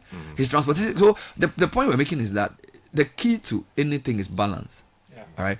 So while I'm not sure the president should have mentioned the band, I think I understand why he was trying to convince the exporters. Because, Kai, you cannot say you want to diversify a country if you don't have a strong export sector. Okay. All right. Because if you look at, for example, the Africa Center for Economic Transformations framework, they call it growth with depth. Yeah. Diversified exports, diversification, export competitiveness, productivity, all right, technology enhancement, and human-centered development. Those are the DEPTH. So and the other things that we've also said that the importers are the only ones who will be making the windfall. Okay, so I think we need to balance things here. So it's I don't know. I think it's complicated, but Bernard, you see, your argument is valid to a certain point, because others will push back and say, okay, how about encouraging these exporters to become much more efficient? So take advantage of the fall we're seeing in some prices, and then ensure that there's greater efficiency. When the windfall comes, you enjoy it alone. You don't. Have you seen them pass on whatever it is? Refuse to pass on the increased cost onto the people who are paying for it. No. But exporters help us. You see, if exporters are responsible for a lot of the foreign currency we get. That's true. So when exporters do well, the country benefits. Yes. So we shouldn't see them as personalizing their profits necessarily. But in the export mix, I number think two, biggest exporters. Number two, a lot of our exporters employ a lot. I'll give examples. Pineapple, banana, fruits and veggies. Yes. So go to a company like Blue Skies. Blue Skies works with over 3,000 farmers. Yeah. Sky. If Blue Skies collapses today, many families will be wiped out. That is true. Why? They work with outgrowers, but they have their own farms. Yeah. Blue Skies is a very good example of a company we like because they source locally. Yeah. Sometimes they buy their pineapples from elsewhere, but they have large tracts of, and they have so many employees. Okay, now if they start losing their margins because of the currency's quick appreciation, the local amount they get in cedis, when they sell their whatever to wherever and they get $10, and that $10 now means maybe 70% of what it used to mean. Yeah. It can even affect long-term investment decisions. So for me, the idea of stability of a currency is crucial. Yes. So I feel the president was trying to send a signal to exporters that this is not going to keep going till 4. Because Sky, if the thing kept falling to a point where nobody knows what to predict, a lot of people could pull their investments. Don't forget that a lot of what GIPC is doing is to say people should come and invest in Ghana. Why do people invest in a country? Because they may have cheap labor, they have good logistics, and they can export what they produce here, and we will get money. They too, they will get money. So if there is no long-term predictability of where the currency will be, it's a problem. We have suffered because the currency has fallen so much. It's lost 94% of its value since redenomination. We know this. We are in the majority. That does not mean that. Yeah. You see, let's put it this way. Why am I even struggling here? You see, Sky, the economy is not just all those who buy; it's also those who make. So that's now. If I'm coming, so there must be a balance. See, we are complaining as buyers. Yes. The way to help we the buyers is for the people who make to be stronger. Okay. Because if those who make things can make the things cheaper, we the buyers will buy cheaper. Okay. So you don't solve our problem by making us buy cheaper when the maker. So basically you make before we buy. Okay. Now if you build an economy based on just importing, and because the currency is weak, you can get a cheap import. your AGI will be destroyed. So you can have a country that's flooded with cheap imports, but you don't create value, you don't create jobs. What creates jobs is people who make things. Okay. Do you know what I'm saying? So I'm saying that in the short term, we the buyers will say, oh, we are happy that the currency is depreciating because we can get cheap chicken from America to eat. But the person who is producing a poultry farm in Doma, his poultry may be expensive initially, but over the long term, he employs more people because you can have one container with a whole chicken coming from America. It doesn't employ anybody. But if the number of people are employed to produce locally a container of chicken, for the long term, is better for an economy than we buying cheap chicken to eat. Okay. So what I'm saying is that our economic policy should not be focused on people buying cheap chicken to eat. It should be focused on producing enough chicken that our chicken can compete, so we can also get good local chicken to eat, but also employ people. But that's what I'm saying. I thought in doing same, we could protect our local production by increasing tariffs on imports that are coming, so that whereas we are producing more, we are trying to encourage their production. Yeah. We can protect that local industry by putting more tariffs on the imported chicken. So the fact that the city has appreciated and people are able to import cheaply does not mean that we can have, a lot of goods flood our market. Increase tariffs on those that are coming to compete with yours. See, what you forget, so you protect. And I just want to it's a good question. Let me answer that. I want to add something that you come in. Because what you seem to forget respectfully is that when imports are cheaper, we are not just importing, finished goods. Yeah. We are also importing intermediate goods, which are good and vital for the growth of the local economy. I understand this. For producers to be able to continue to produce, and in fact, they employ the majority of people in the economy. Correct. You understand? Those people will be smiling because the dollar is now weaker against the cedi. But you are arguing based on what we export and what the people earn as. Can I answer the two questions? Okay, answer them, please. So you see, Caleb's question reveals what a lot of people's instinct first is. Oh, let's apply tariffs. Okay, no problem. So you apply tariff to the imported chicken. The country that you are applying the tariff for the imported chicken, you also export cashew and mangoes there. So they will reciprocate. That's why there's WTO. So international trade, there's reciprocity. Now, if you say you are going to apply tariff to imported chicken, don't think that the person who is also exporting his chicken to you will not do same. So you too, the person who is you are exporting honey, you're exporting shirts, they too. So your exporter who earns you forex is also going to suffer because you also face tariffs. That's point number one. What was your argument? I was saying that you are assuming, with the greatest respect, that the only things we import are finished products. Yes.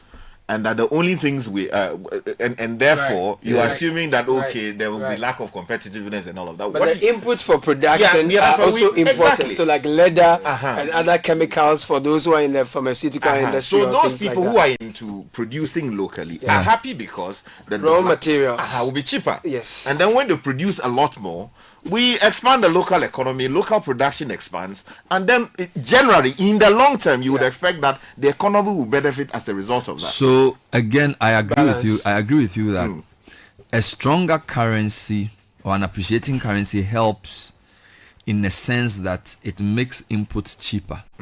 Okay. Now there's something called producer price inflation, which is a good measure of that. So that if I'm producing shoes in Ghana, the cost of my inputs, if the prices are lower, it means that my costs are low and therefore I can charge a lower price. So I do accept that argument, which is why everybody is happy that the currency is appreciating. The argument is not against an appreciating currency. The argument is against the pace of appreciation and the lack of certainty as to what is stable. Because the whole idea of a business plan, the whole idea of strategy is anticipation. That's valid. You see, one definition of wisdom is the ability to anticipate a consequence. So if you cannot anticipate, you cannot plan. And if you cannot plan, then you don't have a business. So what we are saying is that the exporters have a case for two reasons. Exporters can say that they employ more people per company than importers. Although there are more people who are in the import value chain than exporters, an exporting company can say, if I take pound for pound, the largest exporter in Ghana, whether it's Blue Skies or Barry Callebaut, and I compare it to the largest importer of Ghana, there's no way the importer can say he has employed more people than the exporter. Number two, in terms of bringing in forex. The exporter helps the macroeconomy more than the importer, because the importer is looking to buy dollars to go to China and bring in chalewote. The exporter is using cedis to produce fruits and bringing dollars to the country, stabilizing the city. So the exporter also deserves a hearing from the president.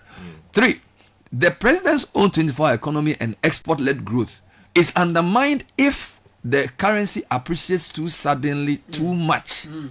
So when they go and see him, led by Davis Kobo, who is the head of FAGE, who happens to be a member of the 24-hour economy export accelerated export something committee, they deserve definitely the president has to say they need an indication, because don't forget, the biggest question we've tried to address on this show for the past 3 weeks is that where will it stabilize around?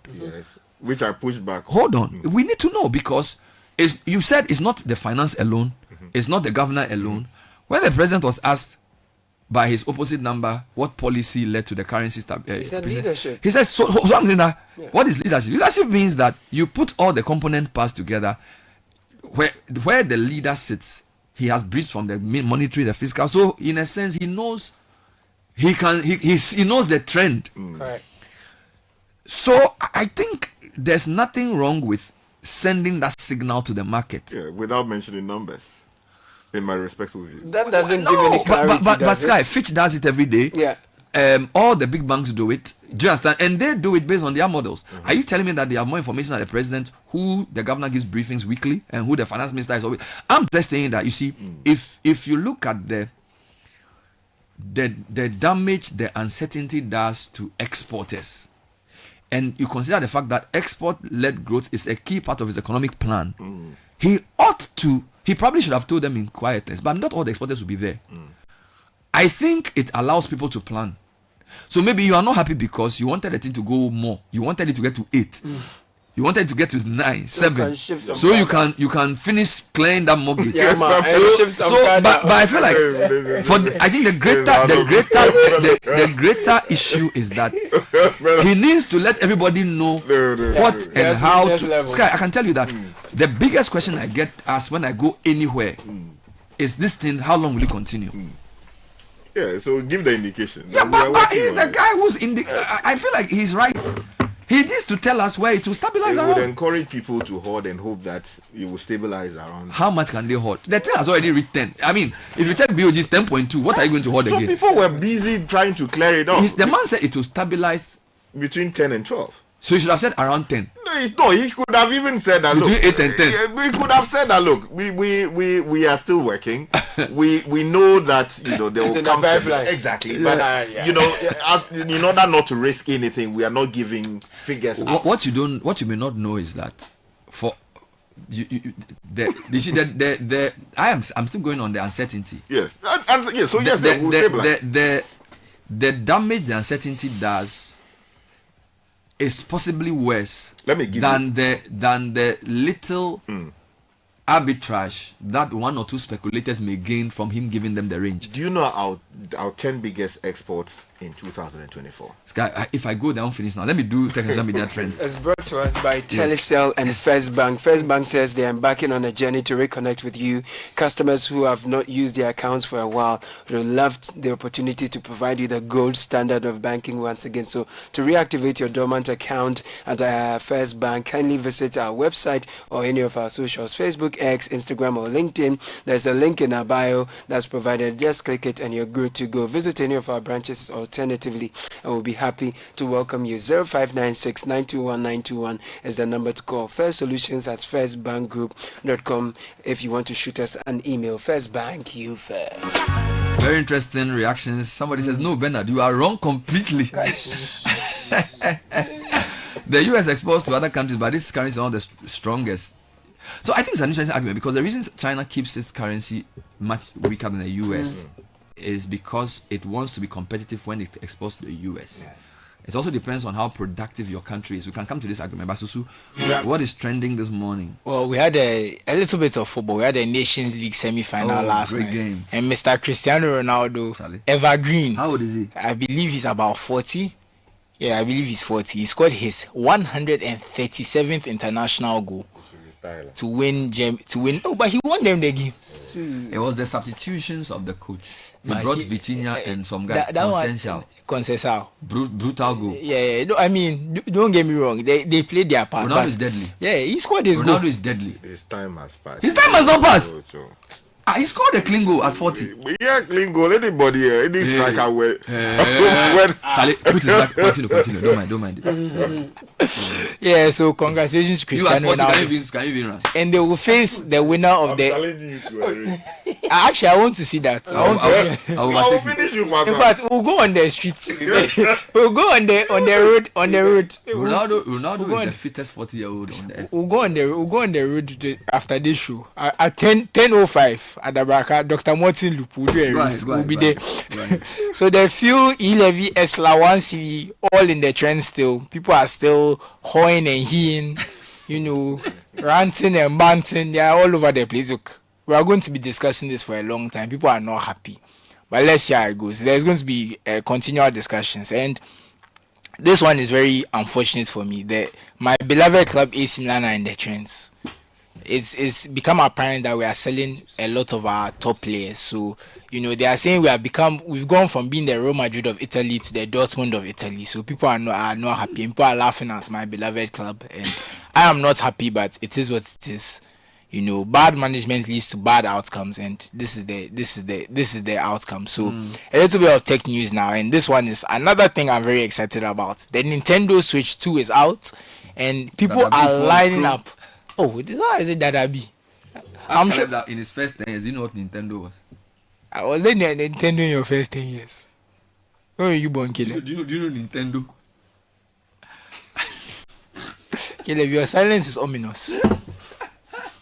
You know where he was? He was in a village called Nankesi. Then he went to Tokurano. He's not thinking about Nintendo. Well, the Nintendo Switch is out. I'm just letting the panel know. My birthday is also next week. So if there's anybody who's so inclined. At this age, you still get Nintendo? I have one. I even played my Nintendo Switch yesterday. Why? You don't have hobbies. You don't have hobbies. Nintendo. I played my Nintendo Switch 1 yesterday. So Nintendo Switch 2 is out. So like I said, my birthday is coming up. So Bernard, I'm just letting you know. Just keep me in mind. Nintendo Switch. Yeah, Nintendo Switch. Stop giving my children ideas. So there's expected to be a global shortage because the demand for the console is very high. Wow. So people are lining up. Best. It depends on what you want to do. Well, that's why I said it depends on what you want to do and what your friends play, because usually it depends on your friends and what they play. So you want to play together. So me and my friends generally play PlayStation. So we all have PlayStation 5. Do they still do the Wii? Nintendo, this is what they replaced it with the Switch 2. Well, the Wii wasn't bad. Yeah, but you see the Switch, I like it because it's portable and it's to your TV, so you can connect it to your TV if you want. You can play handheld. I never connect my Switch to my TV, for example. Some time ago, some people used to do the Wii with playing tennis. Exactly, the active stuff. Yeah, it was pretty cool.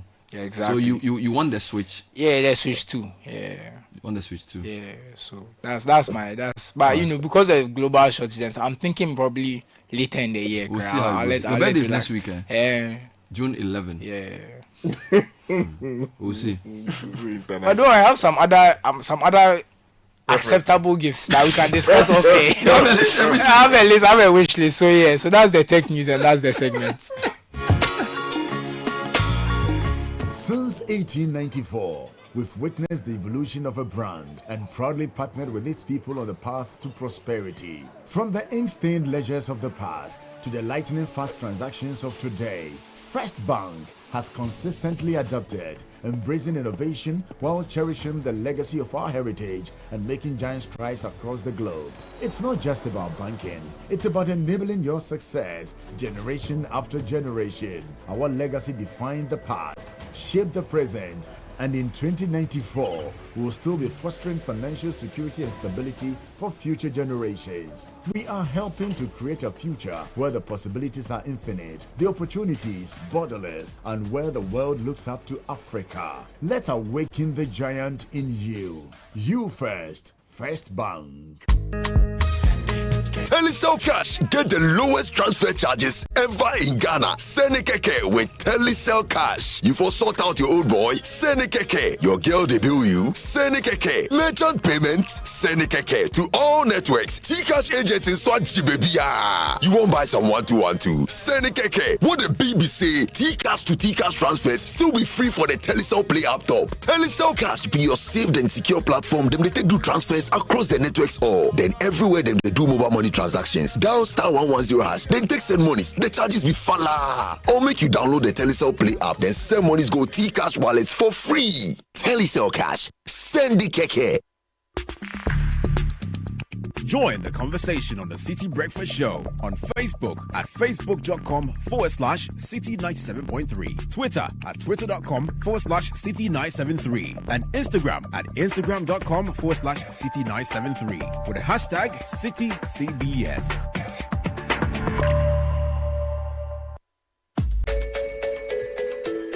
When the pain is too much, don't know what else to do. So rapping all, we'll take the pain away. Rapping all, Rapinol is what you need. Rapinol will relieve you of all aches and pain in your body. Rheumatic pain, menstrual pain, body pain, toothaches, and other feverish conditions. Rapinol is a quality product from Danex Itin Starwin PLC.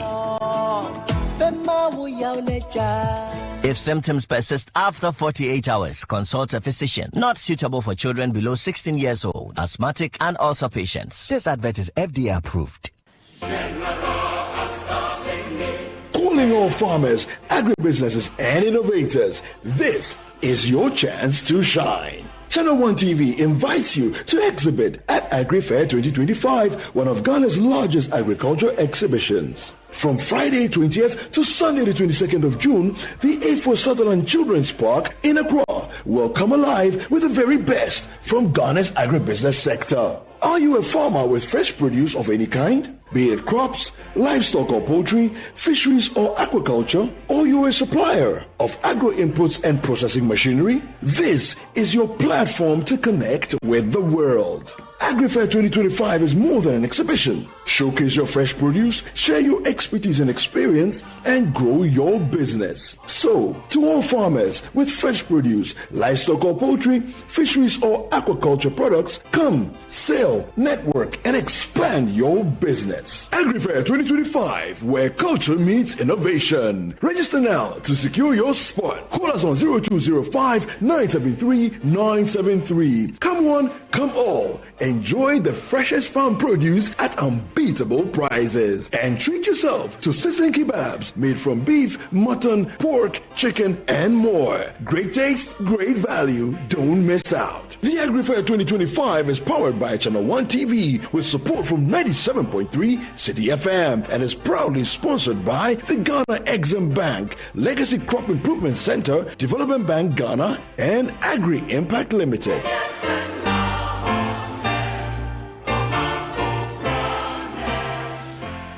There's no price like the ShopRite price. That's why we are committed to bringing you lower prices on all the essentials you need. Like 1 kilo Lily White sugar for only 29 cedis, 99 pesos worth, and 500 gram Good Start White Oat Porridge for just 19 cedis, 99 pesos worth. Never pay more than the ShopRite price. Prices valid until 8th June. Only at ShopRite. Plus, stand to win one of 140 trolley dashes. Simply buy any 3 participating products and stand to win with ShopRite's Big Low Price Carnival. Competition ends 8th June. T&Cs apply. This promo is regulated by the NLA on the Characters Lottery platform.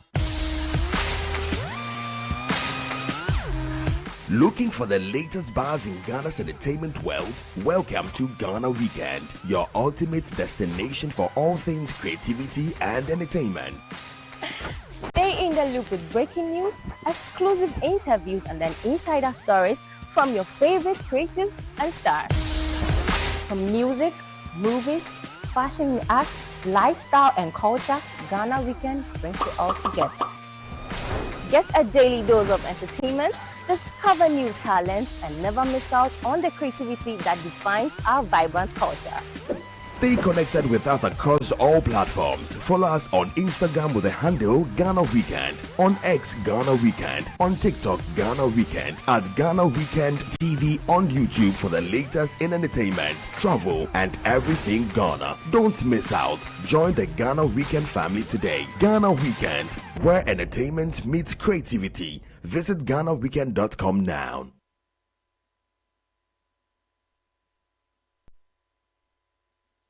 This is the City Breakfast Show, the city's biggest conversation. The City Breakfast Show. Rise above the noise.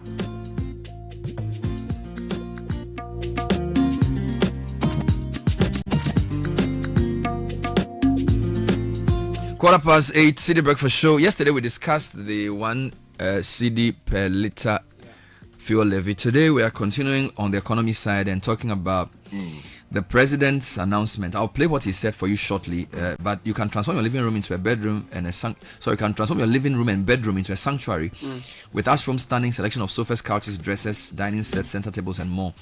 You can also save up to 30% and discover the perfect blend of style, comfort, and affordability.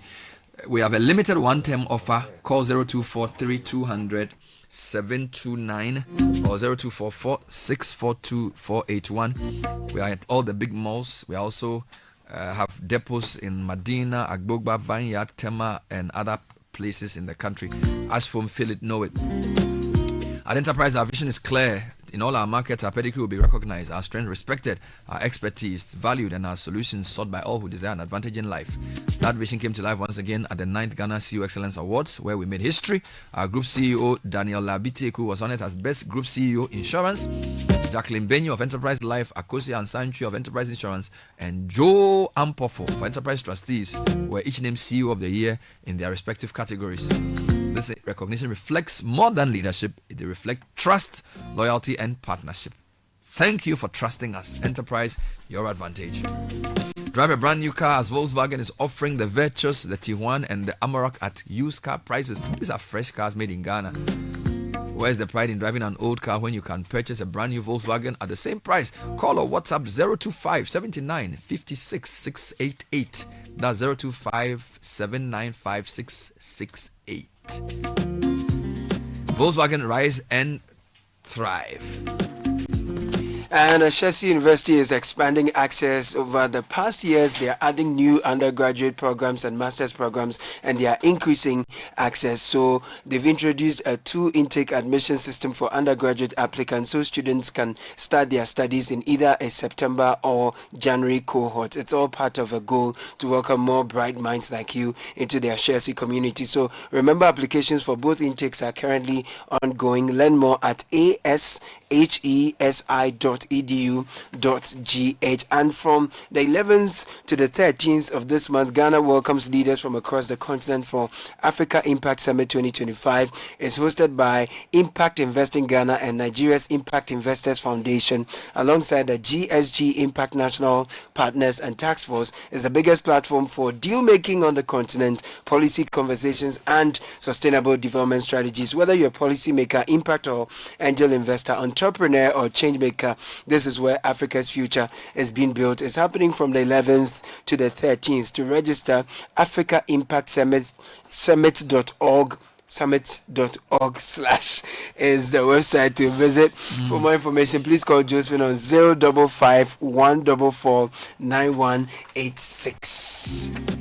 And as we talk about energy, let's talk about solar. And you can save up to 70% of your electricity bills. Enjoy clean and reliable energy without breaking the bank. And the best part is you don't need to pay the full cost upfront. Translight Solar is offering you an opportunity to own a complete solar system by paying just 30 to 50% of the cost and spreading the rest over a 12 to 36 months period with a flexible monthly payment of as low as 1,200 Ghana cedis. So call this number 025 604 0838 or 050 424 9229. Translight Solar, wherever there is sunlight, there is Translight.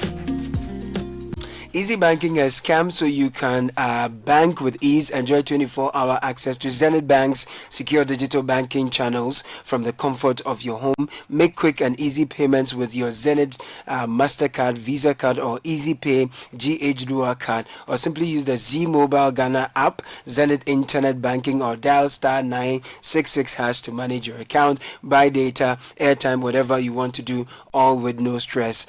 Call 0542 000 111. Visit zenithbank.com.gh for more. Zenith Bank, in your best interest. And welcome to Lux Maison by Ilas Realty, where every detail whispers sophistication. From designer studios to grand 4-bedroom penthouses, Lux Maison is Accra's newest address. Enjoy skyline views, smart living, and refined spaces that feel like art. With a rooftop infinity pool, wellness center, and 24-hour concierge, this is more than home. This is Lux Maison. Luxury living, smart investment. Limited residences available. Don't miss your moment. Call 027-717-777. Don't forget, today we're discussing real estate as an investment option. That's after 9. Prior to that, we speak to Swiss Ambassador on some 3 important areas of cooperation between them and Ghana. Local government strengthening, also helping to create sustainable jobs and securing the environment. Let's hear what the president said when the exporters met with him. Then I'm going to read some comments because it looks like I think you are getting more support than I am, although I still believe I'm right. But let's hear the president and what he said. And general macroeconomic stability, return of investor confidence and all that. And so I can assure you that in managing the economy together with the Minister of Finance, the governor of the bank, you can count on us to make sure that we manage the economy properly. Because if we don't, it affects your businesses. When the economy goes out of gear, it affects your businesses directly. And so I can assure you that we will continue to prudently manage the economy so that you have a predictable environment in which you can make investments, knowing that your return on investments would keep your businesses going. The recent appreciation in the value of the cedi is one that we have kept watching. As the cedi started to strengthen and the dollar depreciated,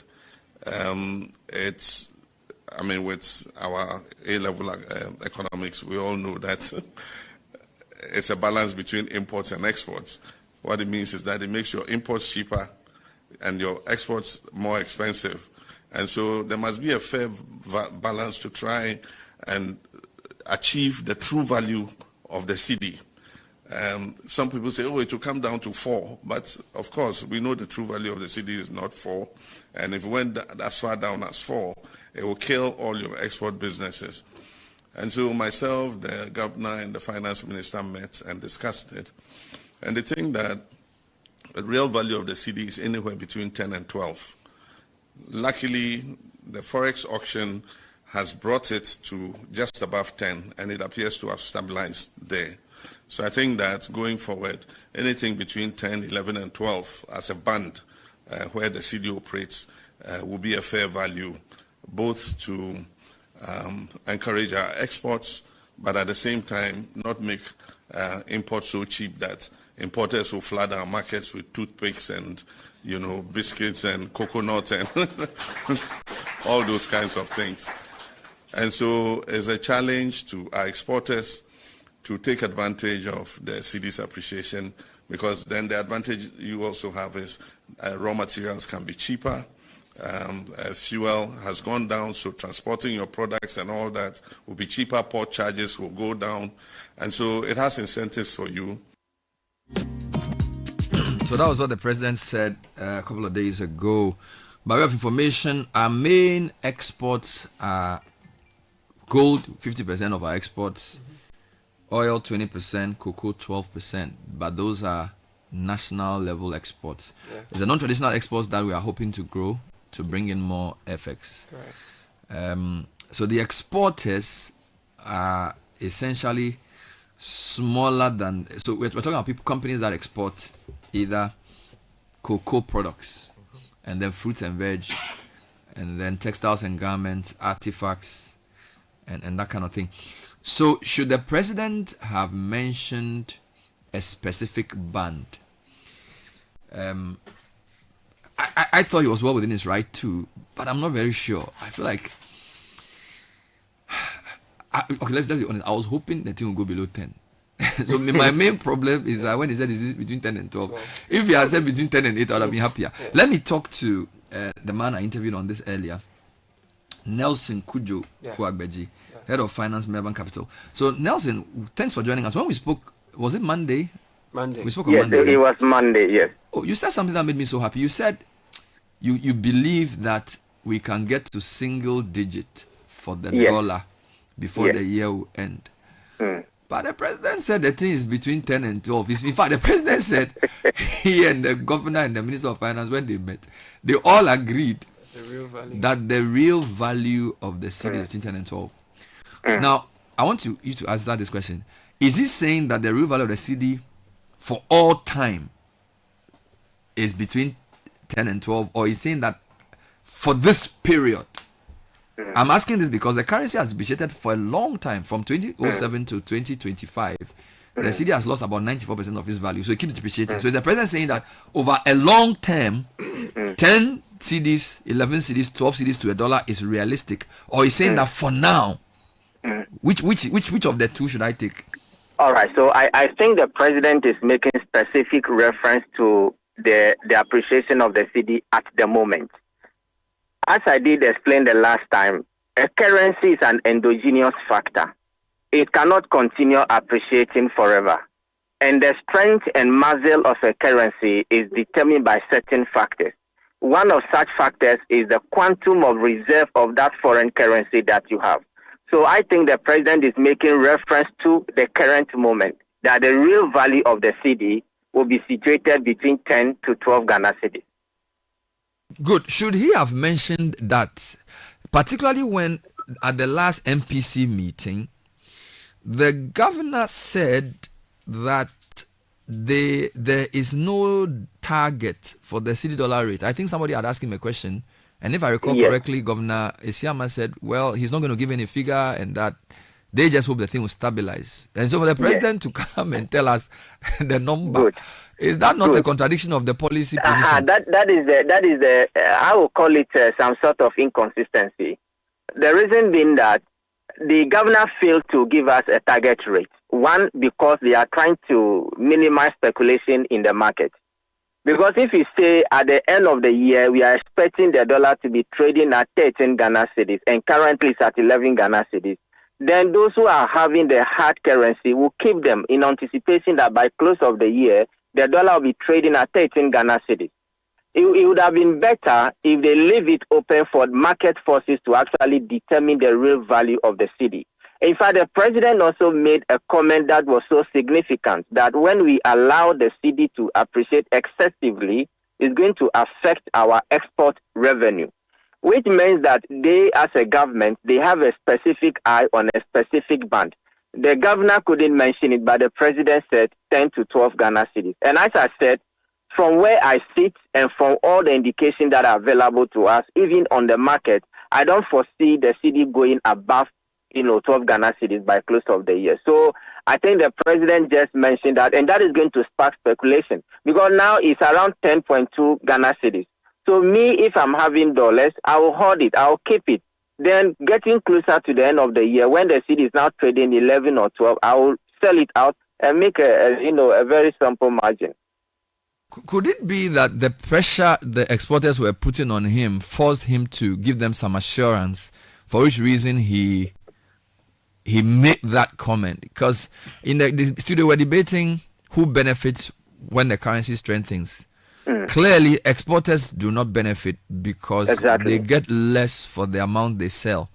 And I was also making the argument that because export companies typically are labor intensive, the economy stands to benefit when export companies do well, provided they retain their export earnings in the country.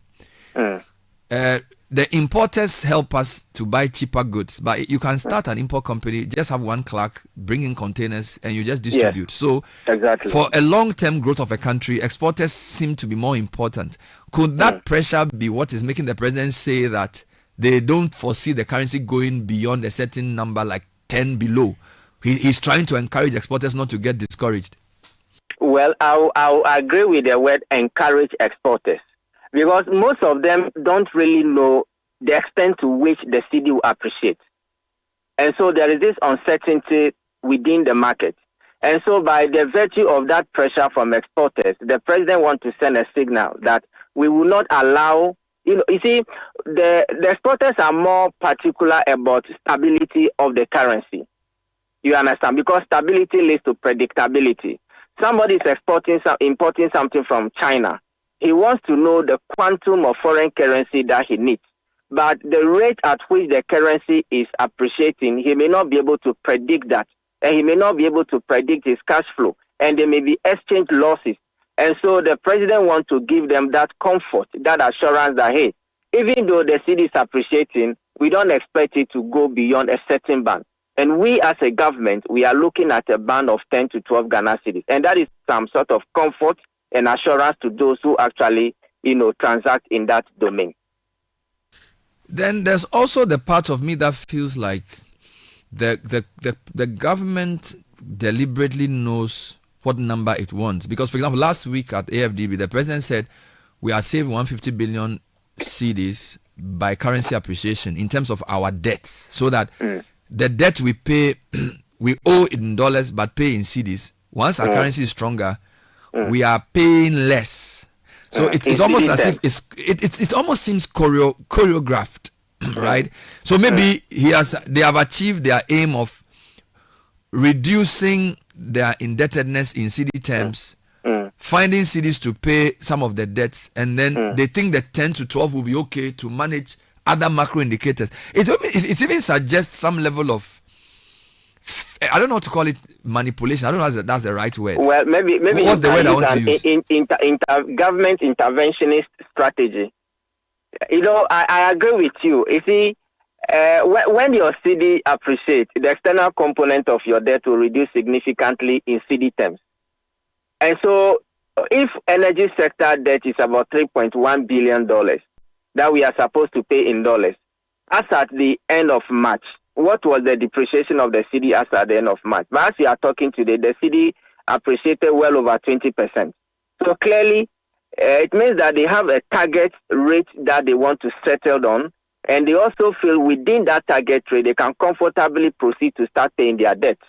So I think it's a well-calculated strategy by the government. And so they are clearly trying to intervene in one way or the other in order to settle the exchange rate within a band. And that band will be comfortable for the government based on their own cash flow projection in order to start paying their debt. And I think this is the moment that government has to start paying. This is the moment, because we may not know what will happen tomorrow. Now, the argument has clearly shifted from external factors to government-owned internal factors. Initially, when the city was appreciating, we were like, oh, it's based on the trade and tariff war. But I know now we are no more talking about a trade and tariff war, but we are talking about government-owned initiatives, government-owned policies, and government-owned interventionist strategy to stabilize the city within a certain band. So I think the government feels like, okay, when we reduce the currency to the appreciation to a certain level, then we can comfortably proceed to pay our debt. In fact, what the president said that 150 billion cedis of our, it's even more than that. It's around about 200 billion cedis of our debt has been reduced significantly as a result of the appreciation of the cedi. So I think it's a clear-cut government intentional strategy to settle the appreciation within a certain band so that they can comfortably reduce their debt and also boost the external, And don't forget, we cannot allow the cedi to go down further. We can't allow the cedi to appreciate, excessively. Imagine we sell gold that is worth $200,000. Then when you bring it to Ghana, it will be around $400,000 or $600,000. Our our export sector will collapse. So I think the band that he mentioned is very strategic to them, and this is the time for them to start paying their debt. Will this also include paying contractors? Because we've heard the minority and other people say that one of the reasons why the currency is stronger or appreciated is also because the government has not started paying debts. In fact, there's a view that when local contractors are paid, and I am saying this without evidence, but people say that some of them convert their monies into USD, putting pressure on the cedi. So by lowering the value of the dollar before paying them, the government is discouraging them from doing that. So if the government, so my question is two in one. If the government starts paying its debts and paying its contractors and stuff, to what extent will that pose a risk for the cedi's position? Can it still stay within the 10 and 12 if those payments are made? Okay. Then I think it will be based on the simulation that they have done. The last time when you interviewed me, I made mention that as it stands now, government is embarking on a contractional fiscal policy. They are actually not spending. And most of the expenditures that they are supposed to do are also in dollars. The last time we heard the finance minister, he made mention of the fact that the payables to contractors are still under audit. So once the audit is done, it's certified, the figures are very servicing our debt. So once government start paying, the appreciation of the cedi, it will reverse. It will reverse, but it will not be that significant. It won't be that significant to impact on anything. But is the 10 to 12 good? Or because I was hoping we'll get to like 9 and 8 so that Sky will finish paying his mortgage. But so some of us are disappointed that it's 10 to 12 because when I saw 10.2, I was like, no, this thing's going to get to 9, you know. So I was really praying. So ratings initially projected the cedi to earn 15 Ghana cedis by end of year, which I sharply disagree with. Then later they revised their figure to 13 Ghana cedis. So, well, I think the fact that the president has made mention of that, then the single digit may not be attainable. If the president were not to mention any band, then as industry players, we could keep our eye on the performance of the cedi. But once the president said that 10 to 12 Ghana cedis is the real value of the cedi, then we don't expect it to descend below 10 Ghana cedis into a single digit. So, final question: can it stay there for a year? Because I think the problem with our currency is the volatility. There are some countries whose exchange rate to the dollar is fairly reasonable and fairly predictable. Because until recently, the pound was slightly stronger than the dollar, and it's been that way for a long time. You know, a lot of the advanced countries, the value of the currency to the dollar is not that volatile. People know, and therefore they plan. So let's assume the 10 to 12 is what he's saying. Is that a narrow band enough? And is it possible to keep that for a year for a country like Ghana? Yes, it is possible if we continue to do what we are doing now. If our export earnings are coming in volumes, if government-owned fiscal policy are also working the way they plan it, if the macro sector is also working, then I think we can sustain it within that band for some time, even getting to the beginning of maybe second quarter of next year, we can situate it within that band. You see, the problem of currency in Ghana is the politics around it. And you know it's a very huge one. And so the government will not make this gain, sit aloof, and then will erode all the gains. So I'm sure they will still continue trying to mobilize, and building enough reserve so that even if pressure is on the dollar, payments of servicing of our debt in dollars and all that comes in, the cedi will still stabilize within the band, which I will call the government-owned band. So it is sustainable if only we are doing what we are doing. We continue to do what we are doing currently. I think it's sustainable. Nelson, thank you so much for your insights. As ever, Nelson Kujo Kuagbeji is the head of finance, Maybank Capital, and he is maybe the FX guy. 8:38 Citi Breakfast Show. Here are some of your comments. What have we been discussing this morning? The president, when he met exporters, said the natural value of the currency is between 10 and 12 cedis to the dollar, and he believes that's really what's going to be till the end of the year. Richard Sky doesn't think the president should have mentioned that range. You should have just said the currency will stabilize, because by mentioning a number, people will say, well, if we go back to 12, then we can hold. Some people feel he also said that to just calm the market so that exporters will have some comfort. The truth is always somewhere in the middle. Here are some of your reactions. 054-998-6996. I'm okay with what the president did personally. I believe that we are all living in this country, we're all planning. If we all here, I mean, maybe we all, like you said, some of us wanted to go down, some of us wanted to go up, depending. If we hear that it's 10 to 12, I believe everyone can plan with this. Yes. It makes it easier for everyone that, okay, I know I want to buy a car. Let me budget this amount in cities. I can budget 12, budget 10 to know that there's this range. Yeah. All of that. So stability is more valuable to you. To me, that's what it sounds like. I mean, I'm not economically trained, so maybe I'm saying something I shouldn't say. You are very economically trained. I actually agree with you that sometimes stability is what. In fact, not sometimes, stability is more important. Except, of course, if the stability is killing you. But you know what I'm saying. So here are some quick comments. 054-998-6996. I got a few people vehemently disagree with me. Quite a number of them agree with Sky. But I will, after this interview, things have been put in perspective. Caleb, can you help me with Yes, please, Bernard. Because of that statement on the dollar, Abochi is now pushing rates towards 12 cities. Some banks too. They have been doing that since yesterday. It was a wrong move, clearly meant to appease personalities at that meeting. Okay, Bernard, you see how difficult you find it explaining yourself on the topic of the cedi appreciation. You even said your argument cannot be made without holding other variables constant. Nothing is constant. The dollar appreciated from 11 to 16 in less than 2 months. Was that not sudden too? Massa, I disagree with you and the president. Good morning. Francis sent that from Ashaiman. Bernard, in 2007, we undertook a redenomination exercise which made our currency stronger than the dollar, and our exporters were happy. What has changed now? I think our main aim now as a country should be how we can be self-sufficient. Let me correct that. The redenomination did not make our currency stronger than a dollar. Redenomination just knocked off 4 zeros. So the redenomination was not a revaluation. So the redenomination just saved us mentioning zeros. It did not do anything to the value of the currency. So that 1 to 1 was actually 1 to 1,000. Right. It's just 1 to 10,000 old cedi. So that is wrong.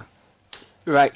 Ohima Intema says, good morning, Bernard and team. Your analysis is about the exporters and the cedi appreciation. Your analysis about the exporters and the cedi appreciation is good, except that it fails to consider the fact that the cedi's appreciation will affect the exporters' inputs for production. The cedi appreciation in the long term will help those who make their prices and their prices will be more competitive for both their foreign buyers and locals. This point was earlier raised. Thank you for bringing that in, Ohima. The president said that indications from the BOG is that the cedi will hover around the range he gave. Hover around the range he gave. And what is wrong with that? Is it an issue of just having something to criticize? Please. No, Joe, I think you are wrong. I think even the economist we spoke to said that, in fact, the governor had said they were not going to give a figure. So I think Sky's point was not just having an argument. You know, he's actually making a substantive point. I disagree with him, but I don't think you should go on that tangent at all. Anyway, I think it's good time to end the comments. Let's move straight to our next issue. Before you do that, Bernard, if I may. Yes. You know Larry Dogwe's birthday is today. Oh, you mean the Herald editor? Yeah. Dogwe. Today's his birthday. Yes. How did I miss that? Yeah. So, Larry, Joe, today is your birthday. You know, we are celebrating you here. Yesterday we celebrated Channel 1's birthday, but today we are celebrating you. So, June 5. Yeah. Larry, you are a great guy. You're a great man. I'm an of you never. You Tamio Dugbe now. Happy birthday to Larry Dugbe. Now here's a question: are you a farmer with fresh produce into fish farming, poultry, or livestock? Then don't miss the AgriFair 2025, which Channel 1 Television is organizing at the Southern Children's Park from Friday the 20th to Sunday the 22nd of June.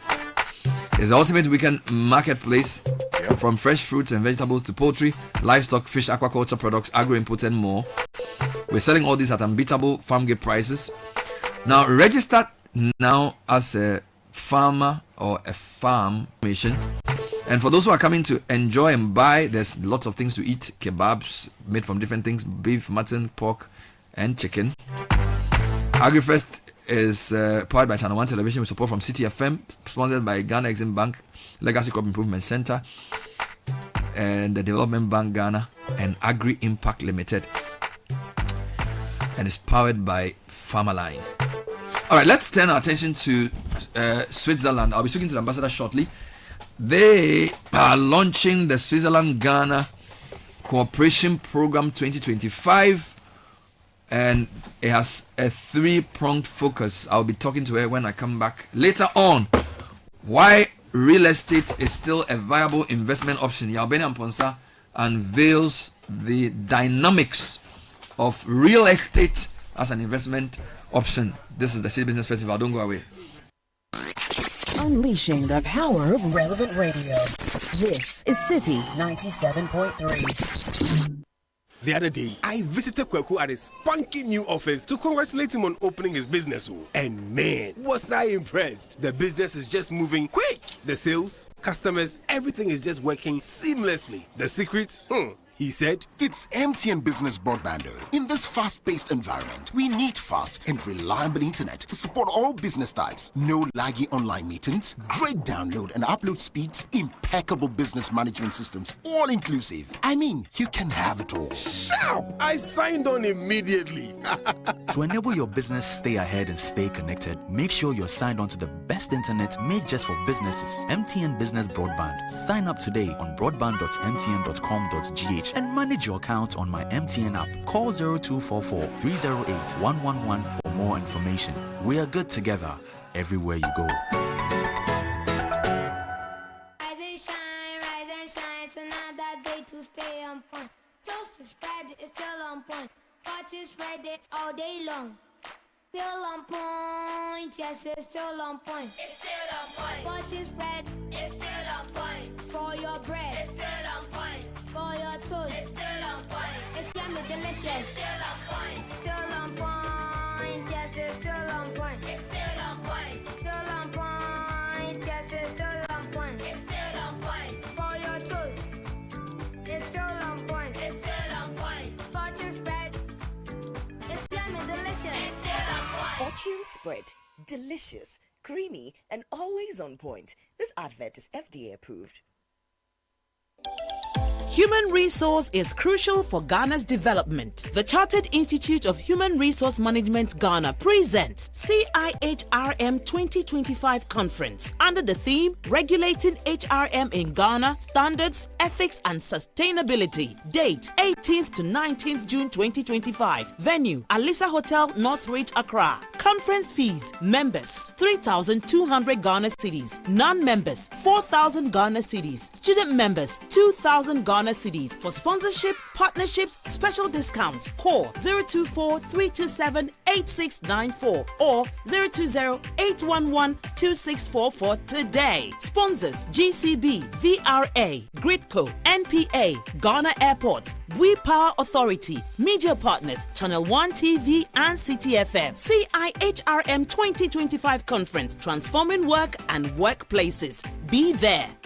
As a busy professional, I struggled with back and neck strain from long hours at my desk. To improve my focus, productivity, and well-being, I sought expert advice from the CEO of Expert Office Furnish. After being in the furniture business for 25 years, I can tell you two things that causes back pain in the workspace: bad sitting posture and not sitting on a good chair. I recommend to you the Genevia Beeper chair, the chair that helps you to sit right. When you don't sit right, it beeps for you to be able to sit right. The next will be the Enjoy chair. It takes every body shape and size. Buy a chair that will support your back and give you that comfort to be able to deliver on your job. Expert Office Furnish offers molding furniture for comfort, productivity, and style. From seating to customized solutions, plus interior decoration services, they've got it all. Find them off the Atomic Hills Estate Road in Ashonman or call 0571 386602 on Facebook and Instagram at Expert Office Furnish.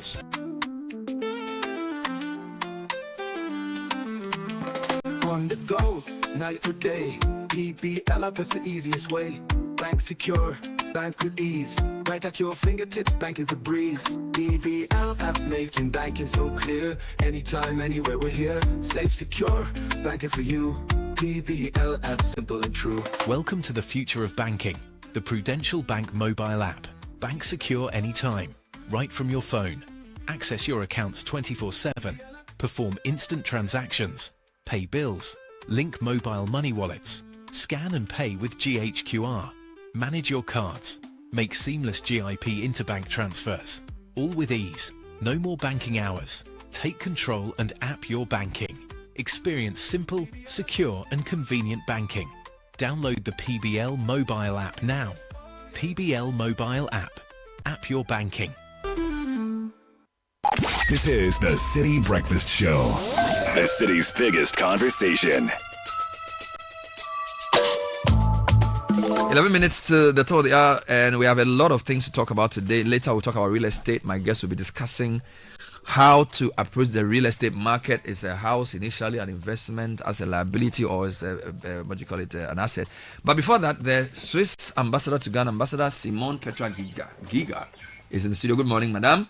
Good morning. How are you doing? I'm fine. Wonderful. Hi, Bernard. And how is Switzerland?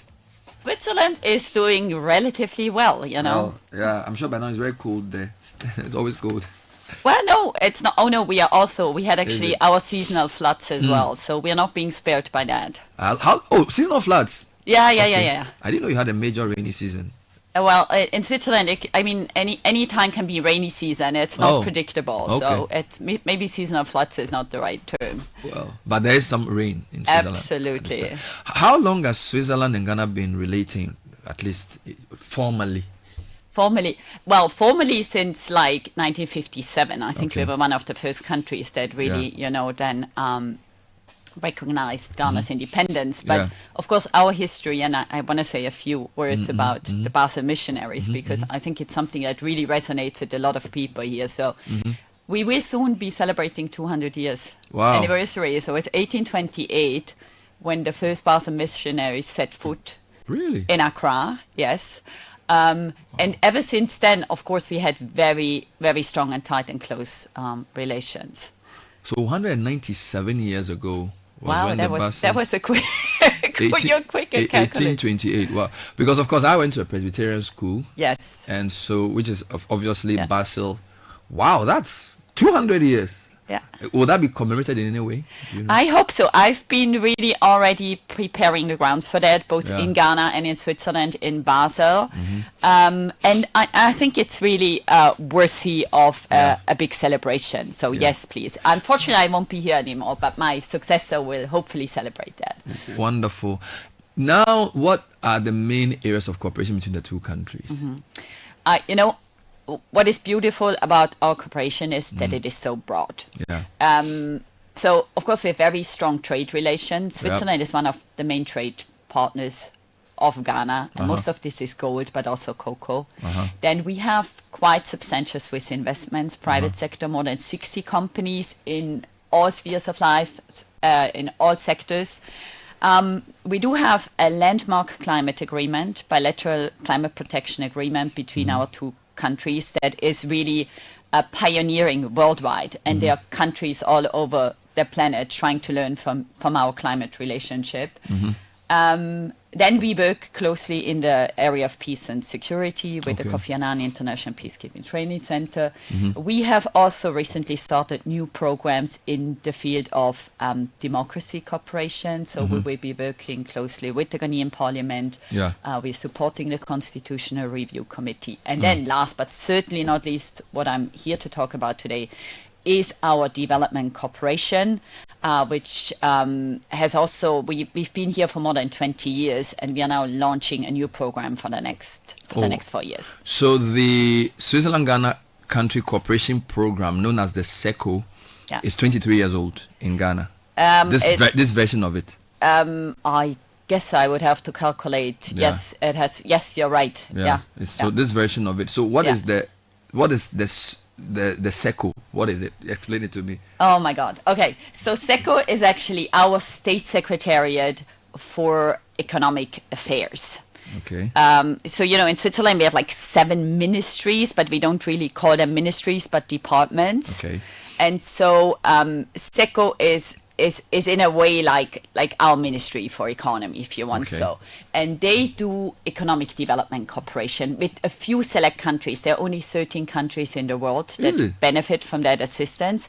And Ghana is only one of two in sub-Saharan Africa, together with South Africa. And normally they select countries where they see really a potential for economic development. So Is it? it's really on focusing on cooperation, on Wow. partnership. So I think the fact that Ghana was selected 23 years ago and the fact that now our government decided to continue this collaboration means that, also the Swiss government really sees potential and perspectives in Ghana. I guess it also highlights the importance of Ghana to Switzerland in terms of some of the exports, right? Because you know that gold and cocoa are two top exports, and Switzerland is possibly the number one customer for Ghana in terms of buying those two. So is that correct? That obviously For gold, when we talk about like the official exports, obviously, Of course. then Switzerland has been number one, because Switzerland refines up to 50% of all the gold in the world. So it's very clear that a lot of the large mines they export to Switzerland. When it comes to cocoa, we actually, I think, not even in the top 10 importers, but that's because a lot of the cocoa reaches us through the Netherlands. So Netherlands would be like the top importer, but then from the Netherlands at the end, cocoa lands in Switzerland. And most of the chocolate we produce uses actually Ghanaian cocoa. amazing. By the way, before we come to that, Switzerland is a very interesting country, very small but very efficient, and seems to have a different status than its neighbors in the way it's perceived.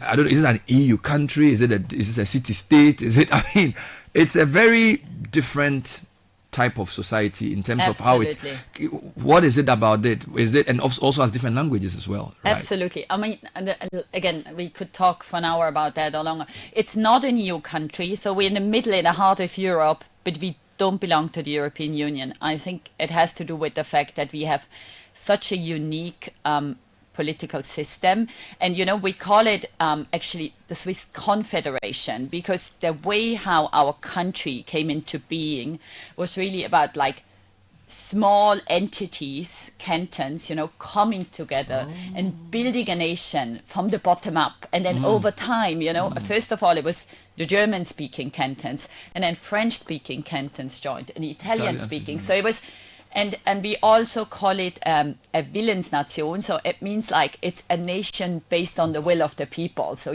they wanted to join. And through that, up to today, we have an extremely decentralized political system. Like even when I talk about the government, our national government, they are in charge of like defense, foreign policy, monetary stability, but not much more. Everything else is up to today actually managed at the cantonal, so at the regional, in Ghana terms at like the district level. So that's the most important level of government in Switzerland. Amazing.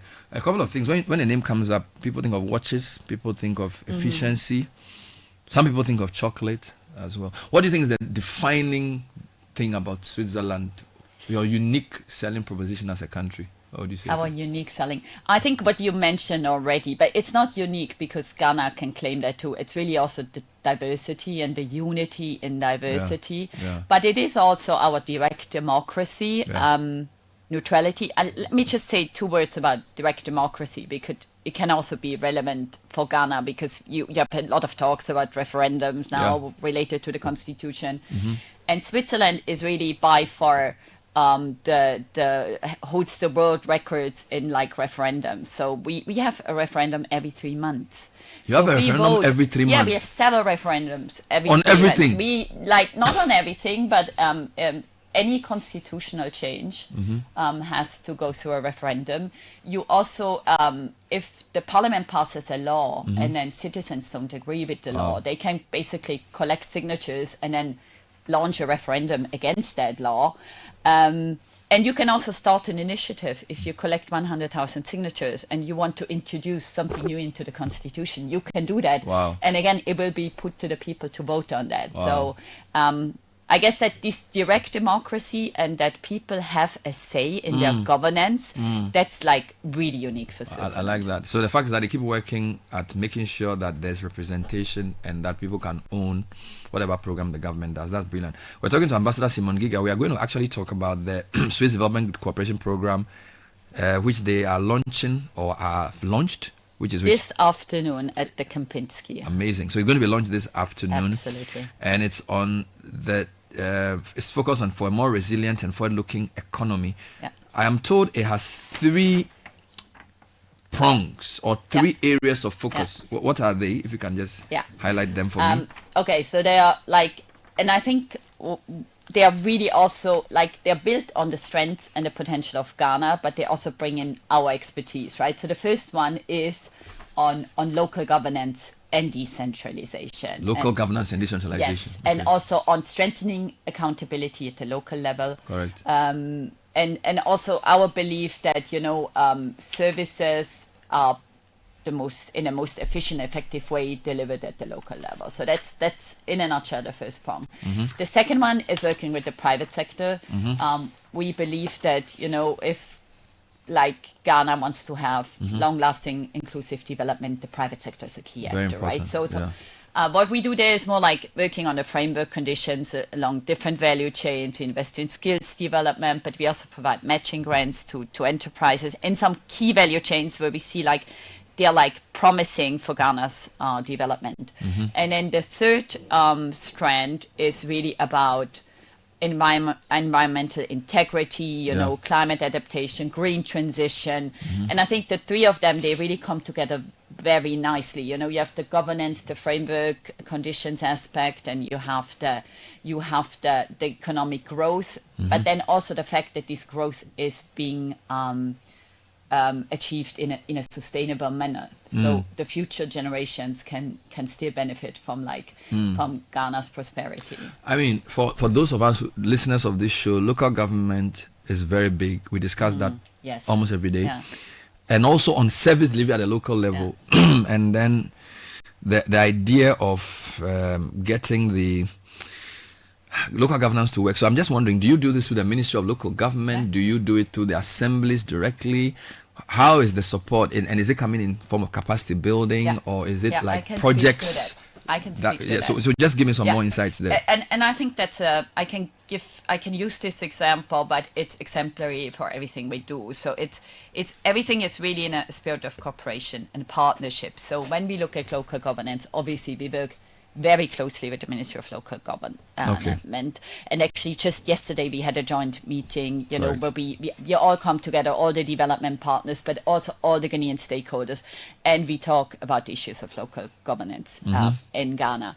And then here, the beauty is that you actually have quite a well-functioning local governance system already. It's maybe not being used as much as it could. And you have the district assemblies common fund. And I would like to quickly commend actually this government that decided that they would increase the allocation from 5 to 7.5% as of next year. So I think you already have a beautiful system. So we as Switzerland, we are not coming and duplicating or replacing that. We are working through your system. So what we are doing is topping up the funds of the DACF. Thank you very much. And there is like a performance element in there. So the municipalities, the assemblies that are performing well, they can get additional funds. Correct. And that's what we, Switzerland, are providing. But then again, it's the priorities are really set at the local level. That's what we like about it. So it's the assemblies that say like, we need a kindergarten, we need a chips, we need we need to rehabilitate a public building, and then our money flows into this. Yeah. In terms of the private sector, I'm told the area of support focuses more on private sector that provides jobs and enhances economic opportunity. So again, how do you work through? Is it like through some program, or do you just select companies and train people? Do you work with any ministry? How does the private sector cooperation work? So we have obviously we have partners in this, right? Because we cannot work like one-on-one with the private sector, but we work closely with the Ministry of Trade, obviously, Ministry of Finance, and then we have implementing partners, and they do provide matching grants directly also to enterprises. But what is more important is really, I think, working on some of like the regulatory barriers, on like just like making sure that other companies, are export ready. That's very often we work with already established companies, and make sure that somehow they can improve their business practices, become more productive, and can access new markets. And then it's, at the end of the day, we really hope that this again will develop its own dynamics, and we will not be needed anymore. We're talking about export this morning, so clearly I second that, where companies can be more export competitive and also be more export ready. Finally, talk about environmental integrity. So what about the environment is of interest, and how does the support or the partnership work? So it has a lot to do with like really investing in renewable energies, and I actually recently was had the pleasure of inaugurating a program, inaugurating like 3 solar installations on 3 remote islands communities in Ada, and that was wonderful. And I wish I remembered the names of the islands. Even I wouldn't. Yeah, you wouldn't. There are a lot of so we went there, with the Minister of Energy, and we inaugurated them. And what it means is that a few thousand people who didn't have access to electricity do have that now. And obviously it's a life-changing kind of investment. And this is renewable power. Exactly. So it's 100% renewable. And we try to do that. Also, we are working on a large program with the African Development Bank, where we really want to also install like large-scale solar panels, and then have like smart net meters. So there's also an economic incentive, for the private sector, for households, to invest in like renewable energy. And I think for Ghana, that's the future. It's really a low-hanging fruit. Yeah. So as you said, you are launching the new program later today. Can you give me one success story from a past Swiss Cooperation program, something you're proud of that has happened in the previous program? Previous program? Yes. I mean, those who know me know that I'm very passionate about women empowerment, and in all the programs that I've visited, there are like these shining stars, female entrepreneurs, like they're like in the chocolate production, for instance. I don't know if you've known, all the best chocolate produced in Ghana is actually in female hands. So we worked with some of them, and they acquired also certification, so they could now export their goods to to European and American markets. So or we work in Shea in the north. It's all female dominated, and also there I remember on one of my visits, one of the business owners told me that thanks to our support, she has now achieved organic certification, which again means she can, get a much higher income for the share she's selling just for that. And I work also in textiles. And in textile sector, you have both. You have also women who actually are in charge, are like the managers of some of these factories, but then of course also the employment in the factories themselves is like 90-something% female. Wow. So that's something that really resonates with me. It's maybe very anecdotal, but I do believe, it's our role is more to providing opportunities to local entrepreneurs, and then they grab the chances and they make something out of it. Let's finally end with the future. So what's your long-term vision for the relationship between the two countries? Obviously, you will not be in this country forever, but obviously there are things that have been put in place. Where do you see the relationship, say, in the next decade? In the next decade. I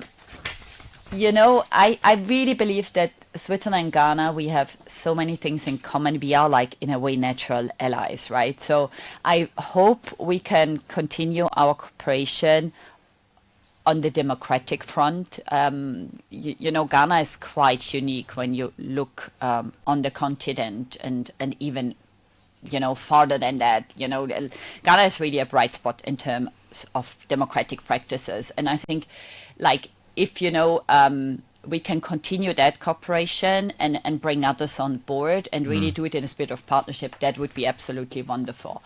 Of course, in economic field, I hope that, Ghana's economy will diversify and also our trade relations will diversify. Wonderful. So I would be super happy, if one day, I could go to a Swiss supermarket and I buy clothes made in Ghana, or I buy handicrafts made in Ghana, or I buy chocolate made in Ghana, 100. So that is something I think would be really a success of what we are trying to do with our development cooperation. We will continue our cooperation in the environmental climate protection field.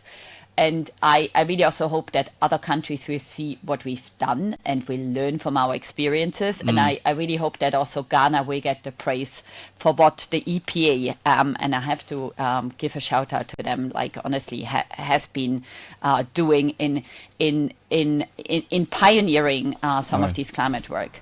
Thank you very much, Ambassador Simone Giga, who is Ambassador to Ghana. They're launching the Switzerland-Ghana Country Cooperation Program 2025 to 28 with the theme Swiss Development Cooperation in Ghana, 23 years of impact, opportunity and navigating challenges. It's later this afternoon, and Ambassador Giga breezed through the studio to remind us all of why this is important and why we should all be excited. Talk to you again soon, and good luck with the program later today. Take a short break. When we come back, we're taking you straight into the Business Festival, Day 4. Stay with us. This is the City Breakfast Show, the city's biggest conversation. Charlie, where are you? Boss man, I'm at the bank. Really? But your car is in front of your house. Bro, my bank on my phone, Charlie. Oh, how? EcoBank, bro. With EcoBank mobile app, I can do everything, anywhere, anytime. Listen, I just checked my account balance, paid Ahmed's school fees, and sent money to my grandma at Wale. Oh, wow. Wow. Massa, just download the EcoBank mobile app from the Google Play Store or the App Store, or dial *770# and be your own bank manager. Manager. Whether to pay bills or fees, to check account statements, send money across Ghana, abroad, and more, EcoBank mobile app has got it covered. EcoBank Mobile, making everyday people live everyday lives the EcoBank way. EcoBank, the Pan-African bank. Hi, Mom, it's me, Kwame. Hey, Kwame. How are you? Mom, I'm fine, oh. Okay. You know something? No, tell me. I'm looking for a complete furniture set for my new place. Kwame, I've told you before, the only one place you should go, eh? Yeah, Mom, but I need a mattress to fit my bed. Ash foam. I need a bed to fit my room. Ash foam. What about a sofa where go relax my body? Ash foam. Wardrobes to fit all my clothes? Ash foam. What about linens and pillows for sweet dreams? Kwame. Ash foam. Mommy, that I feel you. Ash foam all the way. From mattresses to beds, sofas, wardrobes, linens, pillows, and more. Don't waste time and visit any Ashfoam showroom across the country, or call our hotline at 0243 200 729. Ashfoam. Feel it, know it.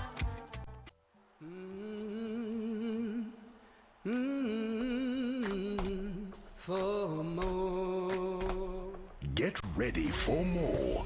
More goals, more drama, more nail-biting edge of your seat. Oh my word, did you see that? 32 teams, 63 matches, one unmissable tournament. The all-new FIFA Club World Cup on SuperSport. Oh, right into the pond. Of course, a pro indeed, Andy. Another message? Oh, wait, not again. Why, what's wrong? We've exceeded our fuel budget by 15,000 Ghana cedis this month. It doesn't make sense. Oh, that's crazy. Just for a few vehicles? Exactly. We spend so much on fuel, but I don't even know where it's going. I had the same problem until Instroma GPS saved me. Their fuel monitoring system stops fuel theft and wastage, saving me thousands, bro. Really? Yeah, it paid for itself in months. Plus, I get monthly reports that track every drop of fuel. Hey, I don't go lose guard. Oh. Take control of your fuel costs today. Get a free demo of Instroma's fuel monitoring system. Call 024-676-7662 now. Instroma GPS. Your choice, your savings. Join the conversation on the City Breakfast Show on Facebook at facebook.com/City97.3, Twitter at twitter.com/City973, and Instagram at instagram.com/City973 with the hashtag CityCBS.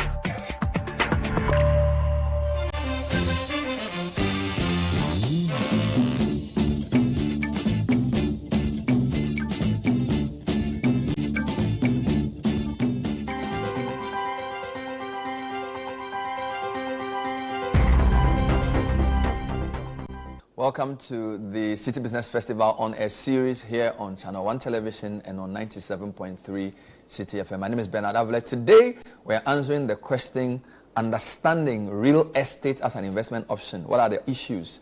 My guest has experience in real estate, infrastructure, mining, and technology. He's been working in those fields for many, many years. Yalbeni Amponsa. When we come back, he would help us answer a few questions.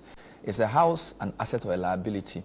What are the factors to consider if you want to invest in real estate? And how is the market behaving in these very interesting days for the Ghana cedi? All of that and more when we come back. Stay with us. Welcome back. So don't forget that the on-air series for the City Business Festival is brought to you by Absa Bank, MTN Ghana, and Zonda Technology. Yao, thanks for joining us. These days, you are also the CEO of Merson Developers Limited. Tell me a bit about that before we jump into the issues. Well, thank you for having me. We've always been involved in property, in real estate development and construction. Before, we had 3 separate companies doing construction, development, and property management. But we've now decided to consolidate all of them into one brand. So that's Merson Developers. And we develop properties across all the market segments. So we have a luxury development in Airport, Ultimate Gardens. We have a mid-market mixed-use property coming up in East Legon, 59 Lagos Avenue. And we have affordable housing coming up in OEB as well, Harvey Village.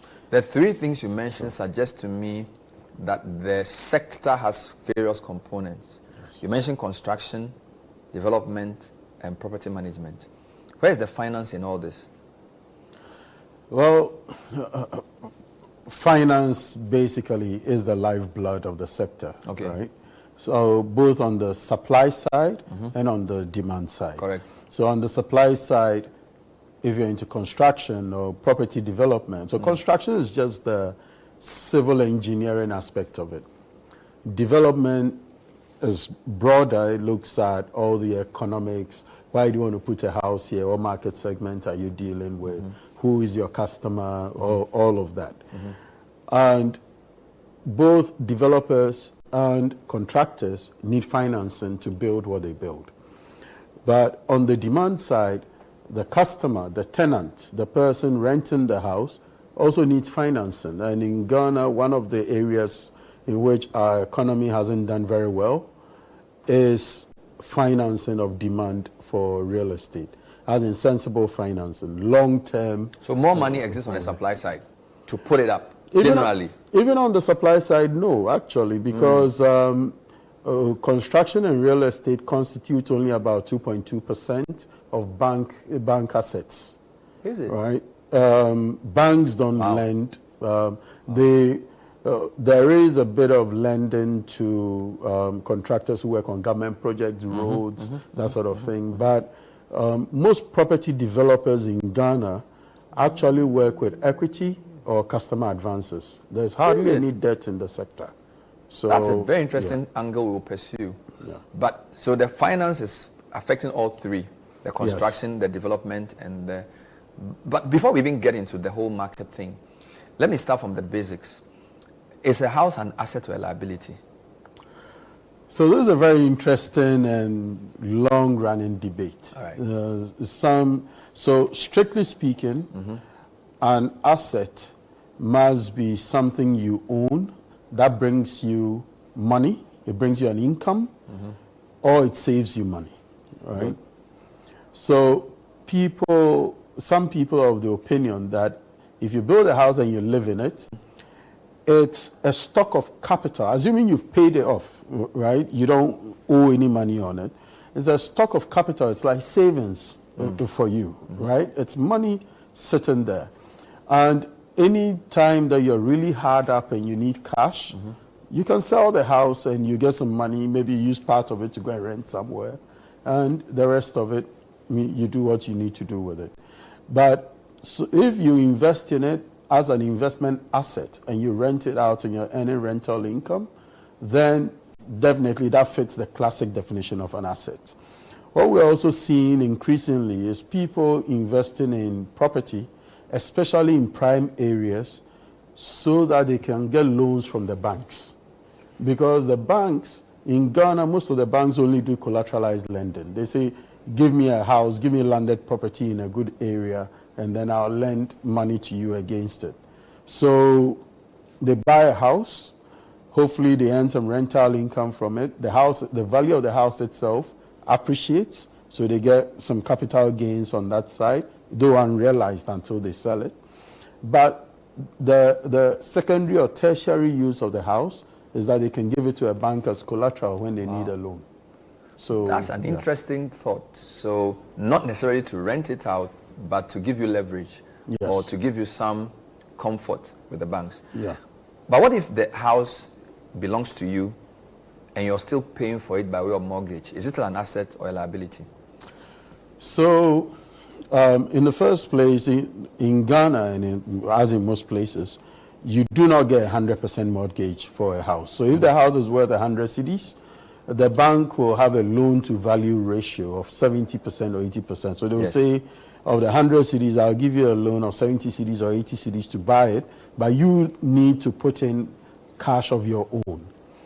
The cash that you put in, that is an asset for you because it's value for you, right? And then when the value of the house goes up, so let's say you buy a house for 100 cedis, you pay 20 cedis of your own money, you owe 80 cedis on it, right?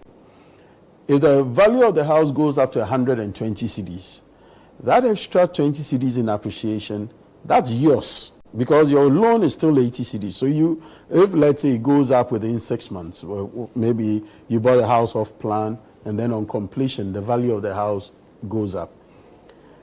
It would mean that you put in 20 cedis, the bank gave you 80 cedis, you paid 100 cedis. Now the house is worth 120.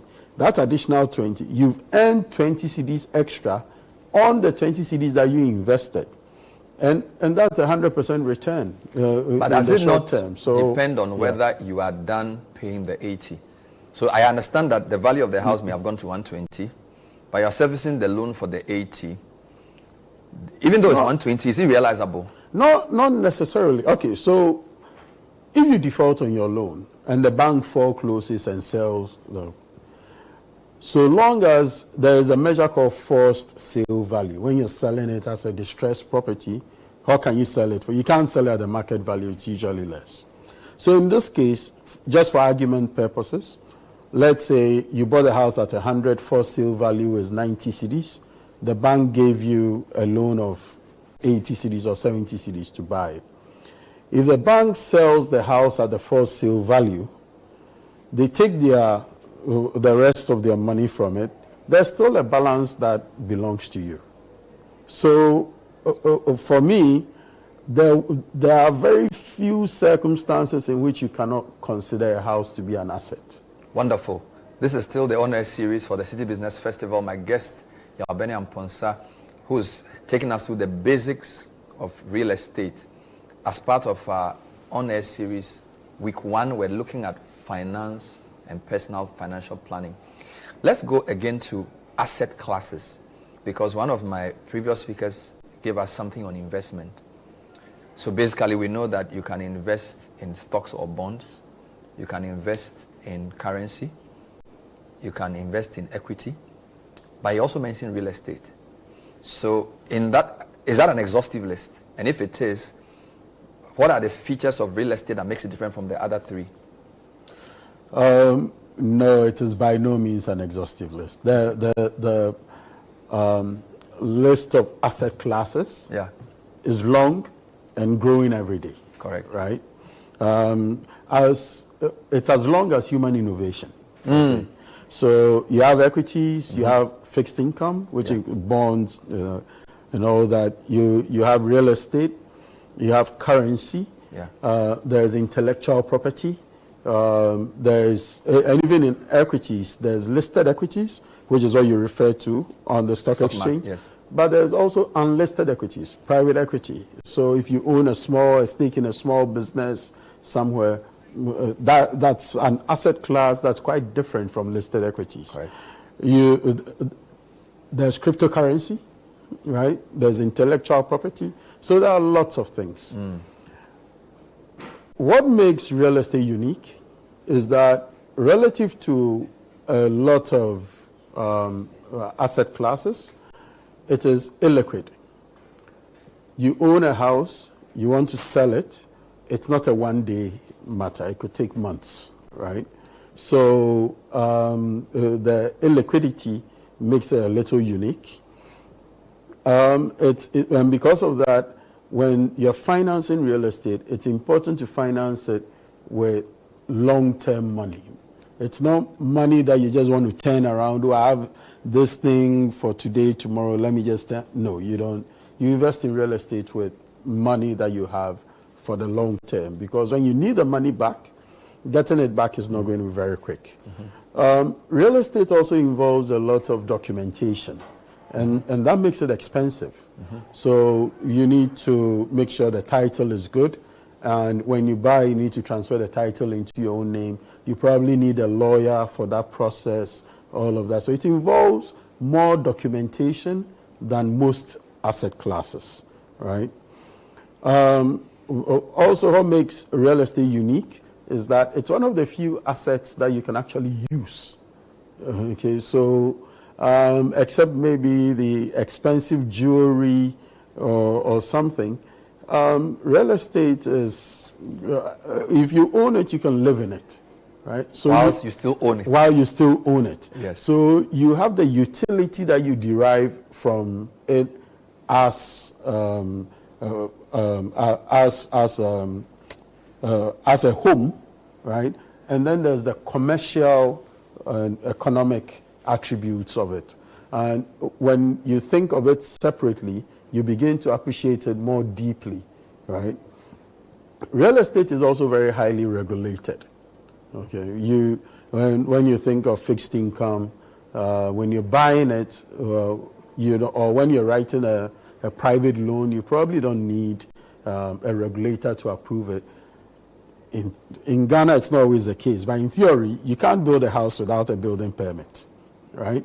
You need an architect, you need engineers, and all of whom are regulated because it needs to be safe, right? So real estate is one of the areas that's the most highly regulated in. And also, there are many aspects of real estate investment that's not exactly under your control. So, for instance, location. Location is one of the key attributes of real estate investing. And you can see land somewhere or property somewhere, you buy it, next moment your neighbor also buys it and comes to build shops or something, which impacts your value. And maybe the area is zoned for mixed use. So you can't complain, right? Because and that affects the value. It affects the value. You can live in an estate, somebody wants to build something else, and then people don't want to live there anymore. Yeah. We'll come back and discuss more of that. This is still the on-air series for the Citi Business Festival 2025, and today we're talking about real estate as an investment or asset class. We're discussing that with Yaobene Amponsa. We'll take a short break. When we come back, he'll clarify a few points we make, and then we'll also talk about how do you get onto the property ladder if real estate is what you're interested in. And you also help us scan the market. What's available? How do we make it more accessible for more people as an investment option? Stay with us.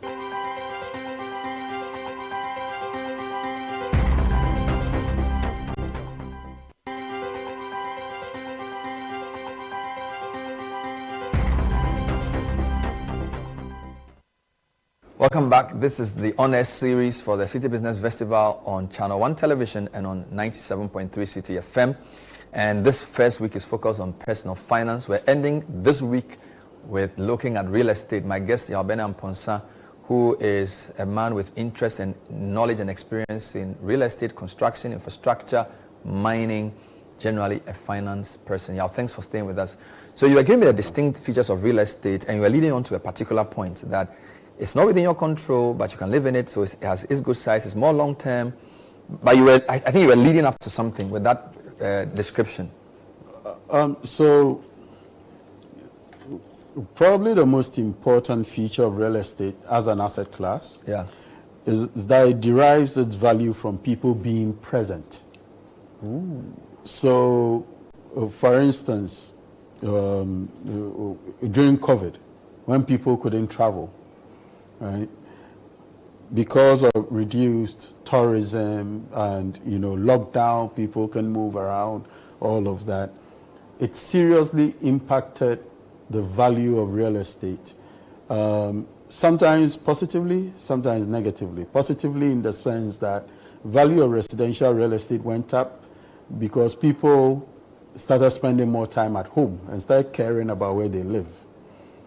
Value of office properties went down because we're all working from home. And it's been a long, lingering effect because even now, most companies are doing hybrid. So office spaces are struggling. But also, what happened, especially with COVID and after, is that people feel they have to live. So hospitality, restaurants, and places of entertainment are seeing greater patronage. And if you're a real estate investor, let's say you put some money into real estate before COVID, how could you foresee this? So there's a certain risk to it that is almost entirely outside the control of the investor. I was discussing with somebody earlier this week who was saying to me that generally, when people feel confident in the economy, they invest more long term. So he was talking about the shape of the yield curve, but basically saying that when people are opting for shorter term instruments, it's a sign that they are not very sure. So for example, if the T-bill uptake is so high for the 180 day, for the 90 day, as against say the 365, it suggests that people are doing a wait and see. To the extent that real estate is more long term, can we use the uptake of real estate as an indicator of confidence in an economy? So again, as with a lot of my answers, it's yes and no. It's yes, because demand for real estate is one of the indicators of confidence in an economy. Yeah. Because the demand doesn't only derive from the local people, the natives. If an economy is doing well, you get more people coming into that economy, that jurisdiction, to do business. And also for tourism and other social purposes, not just economic. And so because the demand for real estate is derived from people needing it, then it can indicate that there is a greater confidence in the long-term prospects of the economy. But the no is also because when the population is growing, and in Ghana, for instance, we are seeing rapid urbanization, especially in Accra and its environs. Within a period of 5 years, I think 6 years, Ghana has gone from being about 55% urbanized to 61% urbanized, right? So in Ghana now, we have more urban areas than, and then our population is also growing. We have a rising middle class, right? And all of that. So all of these create demand for real estate and certain types of real estate, because there are subcategories within the broad category of real estate. So just by the population growing, and because fortunately for us, we don't have any civil insurrections or anything to worry about, some of the demand is just the natural consequence of a growing population, and a population that's also slowly, not as fast as it should, but slowly becoming wealthier. Still with that point, we are discussing real estate as an asset class, but most people see a home as a security to start off with.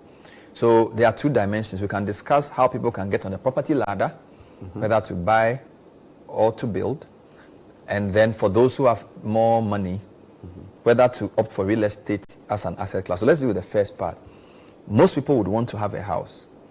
You build for people, and you've tried to do the various stages. I noticed that for is it Merson, you have even houses which are a bit above 50K USD, which is pretty reasonable. But even that, I'm told it's not easy for the average worker to get a mortgage. So what does your experience tell us about how people can get on a property ladder, generally, before we get into what we should do to open that space up? So traditionally, how people have got onto the property ladder has been to save money until they can just go out and build or buy, or they start building small, and in Ghana, generally it takes about 10 years for a family to build their home, right? Which is way too long. But that's the traditional path to property ownership. All we are beginning to see now is there is an increase in the availability of mortgages, almost entirely down to a very commendable initiative from Petra Trust, Petra Pensions. With their leadership and, of course, the support of others, now, if you have pension tier 2, tier 3, you are allowed to leverage your tier 2 and tier 3 to pay a deposit on a home tax-free. Wow. Right? Before, you couldn't touch your tier 2 at all. Your tier 3, you needed to save for about 10 years, otherwise you paid tax on it. But now, you can leverage that to pay the deposit on a home, tax-free. Wow. So if the average tax rate is like 20%, then in theory, it means that the taxman is actually paying 20% of the bill for you, subsidizing, right?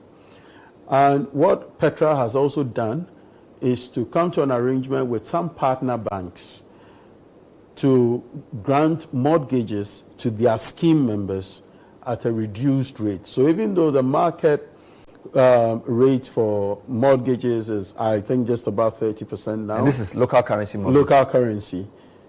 The members of the Petra scheme are getting mortgages at around 20%, a full 10 percentage points lower than the market rate. Wow. Because it's a benefit to, why just keep your money and not help you to get better additional benefit from it. An unintended consequence of the new pension law is that it can even open up more people to get their own homes. That's really what it should do. That's what it should do, because if you're talking about an asset that's long-term in nature, and you're talking about a pool of capital that's also long-term in nature, it's a perfect fit, isn't it? And I know that there's been a lot of discussion in the pensions and life insurance sectors generally around this. So hopefully there'll be even more capital available to them. However, the issue of construction finance, because the mortgage must be written on a house. And with mortgages, you say, okay, pay 15 or 20%, and then the developer develops the house, and then you pay the balance. The developer doesn't have financing. So one of the ways of making the price of homes come down is to increase the financing of construction. Certainly. That's perfect. I think that we missed a trick in our affordable housing schemes in the past. Always saying, oh, let's drive down the price. But look, if you build and deliver houses for $20,000, $25,000 or whatever, in a sense, you're creating a slum. It's not only about the price. It's also about the payment arrangements. Because if you're saying to the buyer, right, that don't pay me $40,000 today. Only pay 20% and spread the rest over 10 years. Pay in installments over 10 years or 15 years or more, even better, 20 years, right? Suddenly, that person only has to worry about paying maybe the CD equivalent of 100. So let's say 1,000 CDs a month, right? In order to own a home. Because the financing arrangement behind it allows the developer to offer such an arrangement to the buyer. That is what would actually make property affordable, not necessarily going to build something and selling for $15,000 because you want a certain relationship of income. So now that we are in an era where the local currency is appreciating, if it's a long-term appreciation, will that make it easier for construction finance, or it's going to make things worse? I'm asking because I know that a lot of the construction people need to import their inputs. So if it's cheaper for them to bring those inputs in, the cost of the house may come down. So the macroeconomy becomes the basis, correct? That is true. That you're perfectly right. What would help even more is if we have a value chain that's localized. Correct. So I don't need to import tiles. I don't need to import louver blades, window panels, or whatever. Yeah. But the reason why importers import is because the capacity for local producers is small. So, and when you are a developer, you're chasing yield. So your work is sensitive to time. So when you go to a local producer and the local producer says, oh, I don't have it today, come tomorrow or come next week, then there's no certainty around your own work plan, and it affects your work plan and your. So, yes, the currency appreciation into the long term, if it's a predictable pattern, is good. But if we could localize the value chain, that is a more long-term. Yes, wonderful. That's a more sustainable. That will have a more sustainable effect on the price of homes, and everything would be in local currency as well. One thing that baffles me about our housing market is the fact that, as you rightly said, a lot of people say they want affordable housing they can't get. So that a mismatch between demand and supply overall. But for sectors, so for example, in the high end, there's a lot of property that's empty. Yet there are people in the middle class who are moving to the upper class who are still looking for a house they can buy in certain ranges. Is quite tough. So I notice that developers are trying to come down a bit, like your developers. What's the missing link? Is it that there's external money that's funding only the very high ends? Let me give you an example. So you go to cantonments, you go to Tesano, you go to Ridge. There are apartments coming up, but upwards of $300,000, $500,000. People may have between $150 to $200K. If you go to East Legon, you will get $300, $350, right? If you want to go below 200, you have to move towards Adenta, Achimota. What's the problem? Why is demand and supply not sinking? The biggest problem with delivering at the low end of the market is infrastructure, right? Good. If I buy 1 acre in cantonments or airport, and I put apartments on it, most probably I don't need to worry about the road around it. I don't need to worry about availability of bulk utilities, so water, electricity, all of that. I only focus on the concept that I'm building and delivering to the market. Does it make sense? And that's it. If I deliver at the low end, right, it's like any low price, you have to pay for it. You have to pay for everything. But also, in order to make money at the low end, you need volume, right? You can't go and, if I build 5 houses in airport, I'll probably make money. If I build 5 houses in Oyibi and sell the low end, in nominal terms, probably need 200 houses in Oyibi. And when you are building 200 houses, The proper way to think about it is not just 200 houses, it's a small town development. Okay. Roads, other things must be roads there, and all of gutters. that. So it's actually higher up than the cost per unit. Yes, and you need social amenities. You need a shopping area. You probably need a small clinic. All of that, right? You need to think. So it's a small town development that you're doing. Wow. One of the reasons why the government's affordable housing projects have failed, is because they've never thought of it that way. Because if you take, let's say, Saglemi, who are you building for? Is it the nurse who works in Kolebu? So how do they make a living? You need to think beyond on that the question, house. we will end. We can't answer all the questions, but I think you've helped us think through this in a very important way. So thank you, Yao. Look, we've been talking to Yao Benham Ponsa, who is with Mason Properties, and our topic has been real estate as an asset class, understanding it. But this is just the fourth in the series for the first week, and we hope you've learned something this week. Don't forget the on-air series for the Business Festival on Citi and Channel 1, brought to you by Absa Bank, MTN, and Zonda Technologies. My name is Bernard Able. We'll see you next week. Stay with us. And it's 9:45. Don't forget, it was brought to you by Absa Bank. Looking forward for a little more in life without spending more. Every city counts. The Absa Abapa account is designed for people like us, those who work hard and deserve more for less.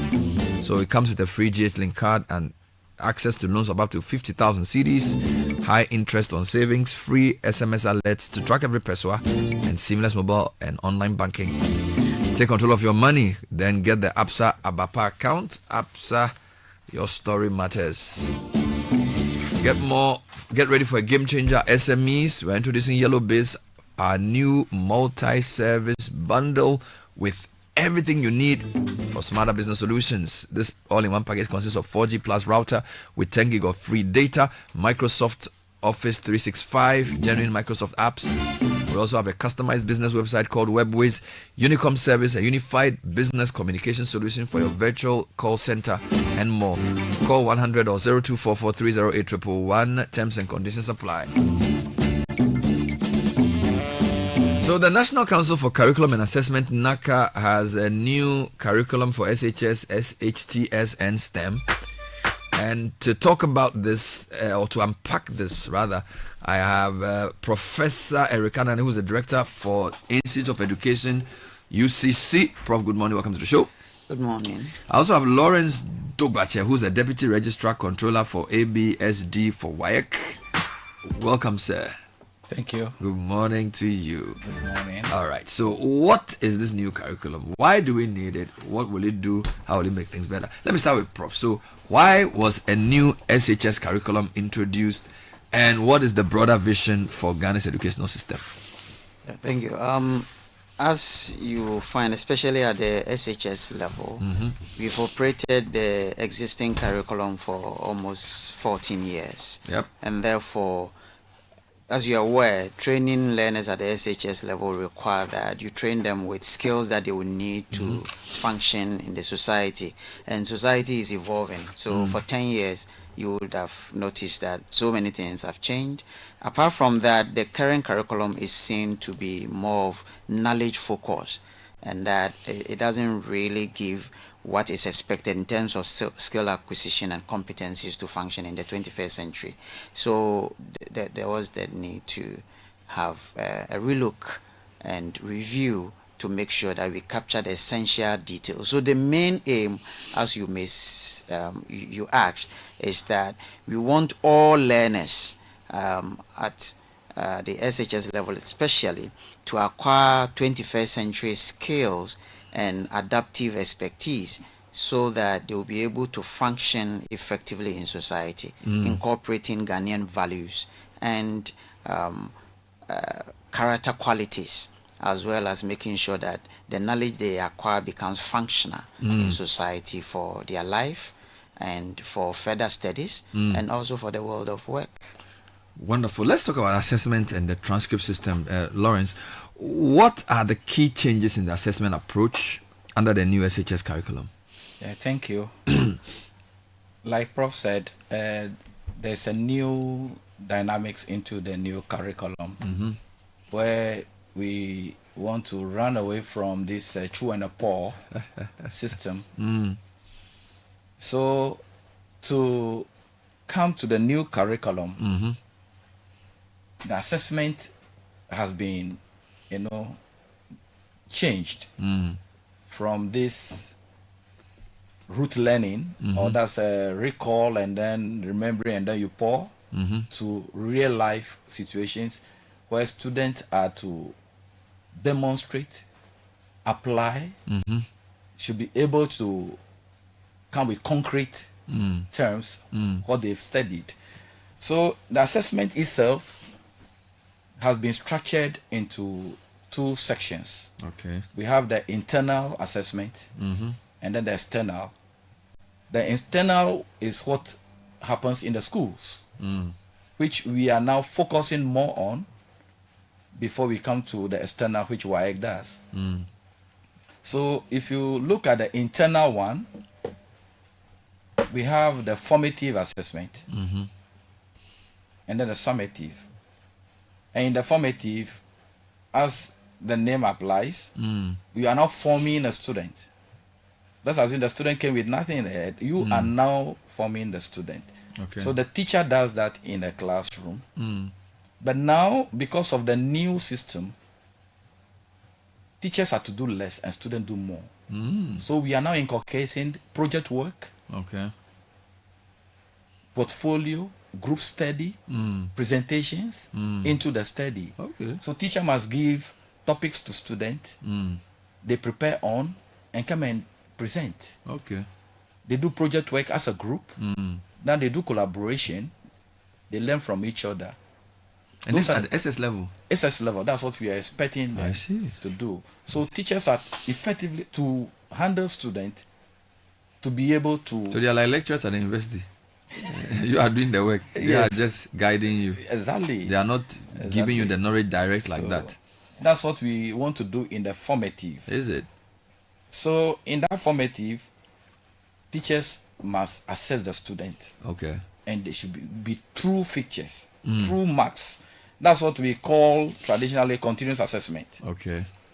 Then they do summative, that's the mid-term or mid-semester, they give them assessment. And then the final term, they give assessment. And these marks are brought to WAEC as the continuous assessment. And it takes 30% of the whole study period. Wonderful. Yeah. So how can parents and teachers support students under this new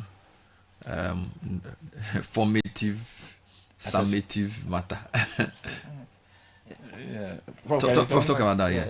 Thank you very much. So, as Lawrence has said, we now want the student to take their rightful positions. In fact, the curriculum is for the the student, not for the teacher. The teacher serves as a mediator, and therefore you need to just facilitate, make sure. So when it comes to parents, and if you look at this curriculum, it demands more of activity-oriented, research-based, hands-on.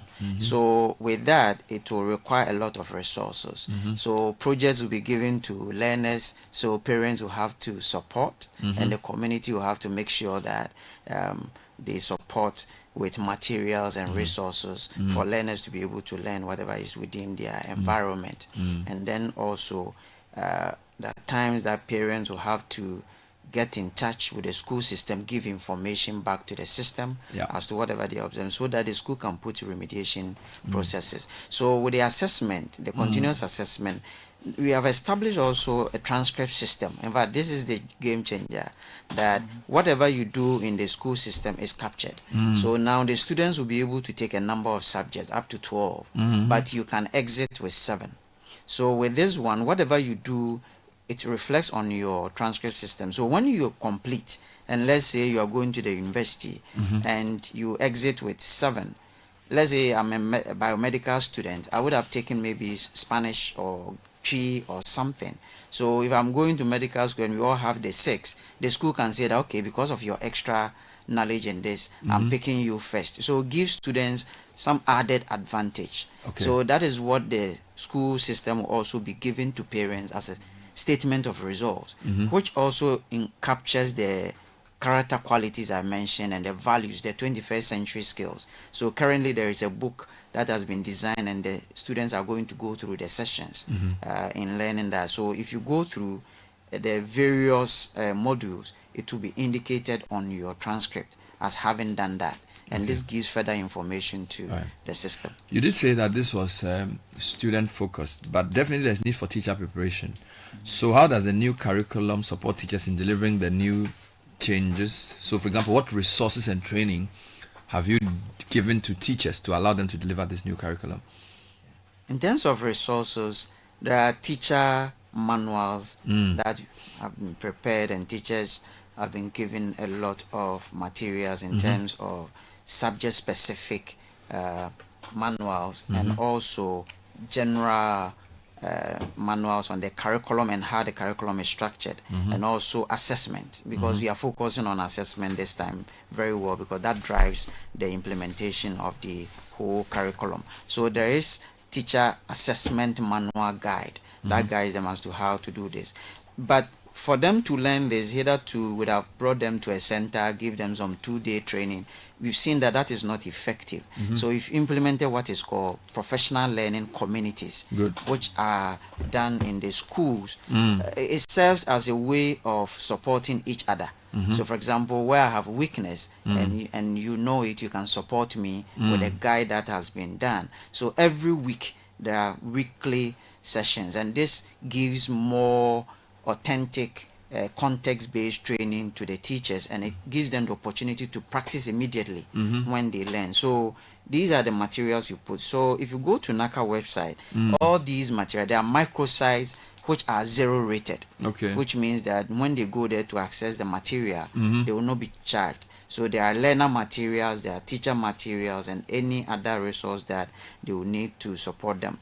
Now, for, our country, sometimes when it comes to internet access, you may not get everybody to get good stream. So there is also hard copies printed to make sure that those who cannot have access to the online, they also have hard copies to make sure that nobody is left behind. Then we are also, for the first time, let me mention, developing Ghanaian Sign Language curriculum. That's for the first time, to train people on how Ghanaian, and that is being implemented. And then the curriculum is adapted to those with special educational needs, like the deaf, the blind, making sure that we don't leave anybody behind, especially when it comes to mathematics.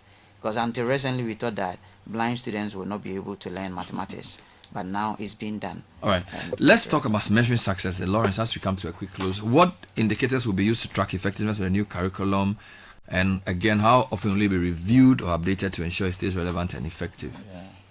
Thank you. Curriculum, actually, every 5 years, it must be reviewed. But currently, the current curriculum we are using is about 14 years now in existence. So there's the need. It's long overdue. Yeah, long overdue to review it, because it has outlived its own success. Like Prof was saying, for the curriculum, the teachers to effectively participate, they instituted a professional learning community, the PLC, which teachers have to share ideas before they go into the classroom. And there, because of assessment, we don't want them to just look at past paper and then assess students. We try to equip them. We are now moving, we are no more using the Bloom taxonomy. We are using the depth of knowledge, which is the web. So we are now dealing with depth of knowledge, which student must practice. And the teacher himself must be acquainted with that assessment, taxonomy. So teachers are brought through the learning community. We have a manual on assessment, which prepare teachers to know the levels which they can measure. I see.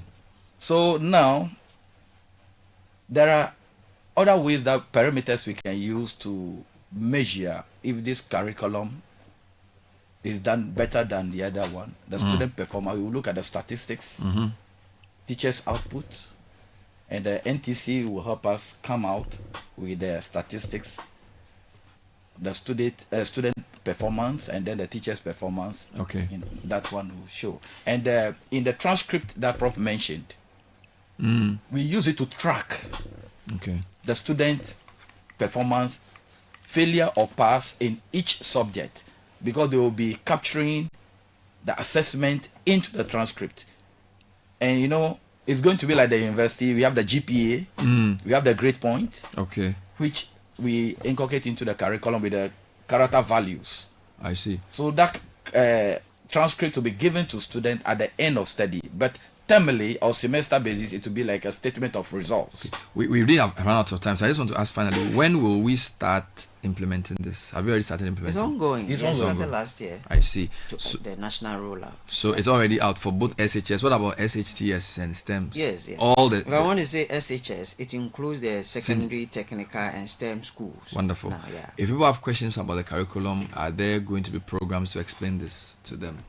Yes, we have fact sheets, and also if you go to the microsite or NACA website, there is a lot of information out there. Right. And from what we are doing now, as it's also part of the public education. Yeah, it's part of the public education. Thank you very much, Professor Erika Nane from the UCC. He's the director of the Institute of Education. We've also had Lawrence Dogbache, Deputy Registrar Controller for ABSD. What is ABSD? Arts Business Subjects Department. Wonderful, from WAEC. So the new curriculum is student-centered, and it's essentially going to get them to learn in a more meaningful way to much more needs. Thank you, gentlemen, for being on the show. Quick announcement from GCB Bank. Your value financial partner, GCB Bank, is committed to ensuring that your shares with us continue to thrive and yield deposit returns. We need accurate information, and therefore we request that you update your records, whether it's telephone, email, or phone number, to get regular, timely and relevant updates on your shares. For more information, simply go to gcbbank.com.gh and get the information updated as soon as possible. If you're buying cement, insist on the best. Diamond Cement has two grades, the 32.5R, which is the value brand, and also the 42.5R, which is the higher quality premium cement for specific kinds of projects. We have factories in Aflao, Buipe, and Takoradi. You can reach us on 0244313368. Diamond Cement, still as hard as a diamond. That's all we have time for today's edition of the show. We have to go straight for the news. Jubi Afian Keating is joining us with the bulletin. Good morning. Good morning. Coming up, currency analyst criticizes President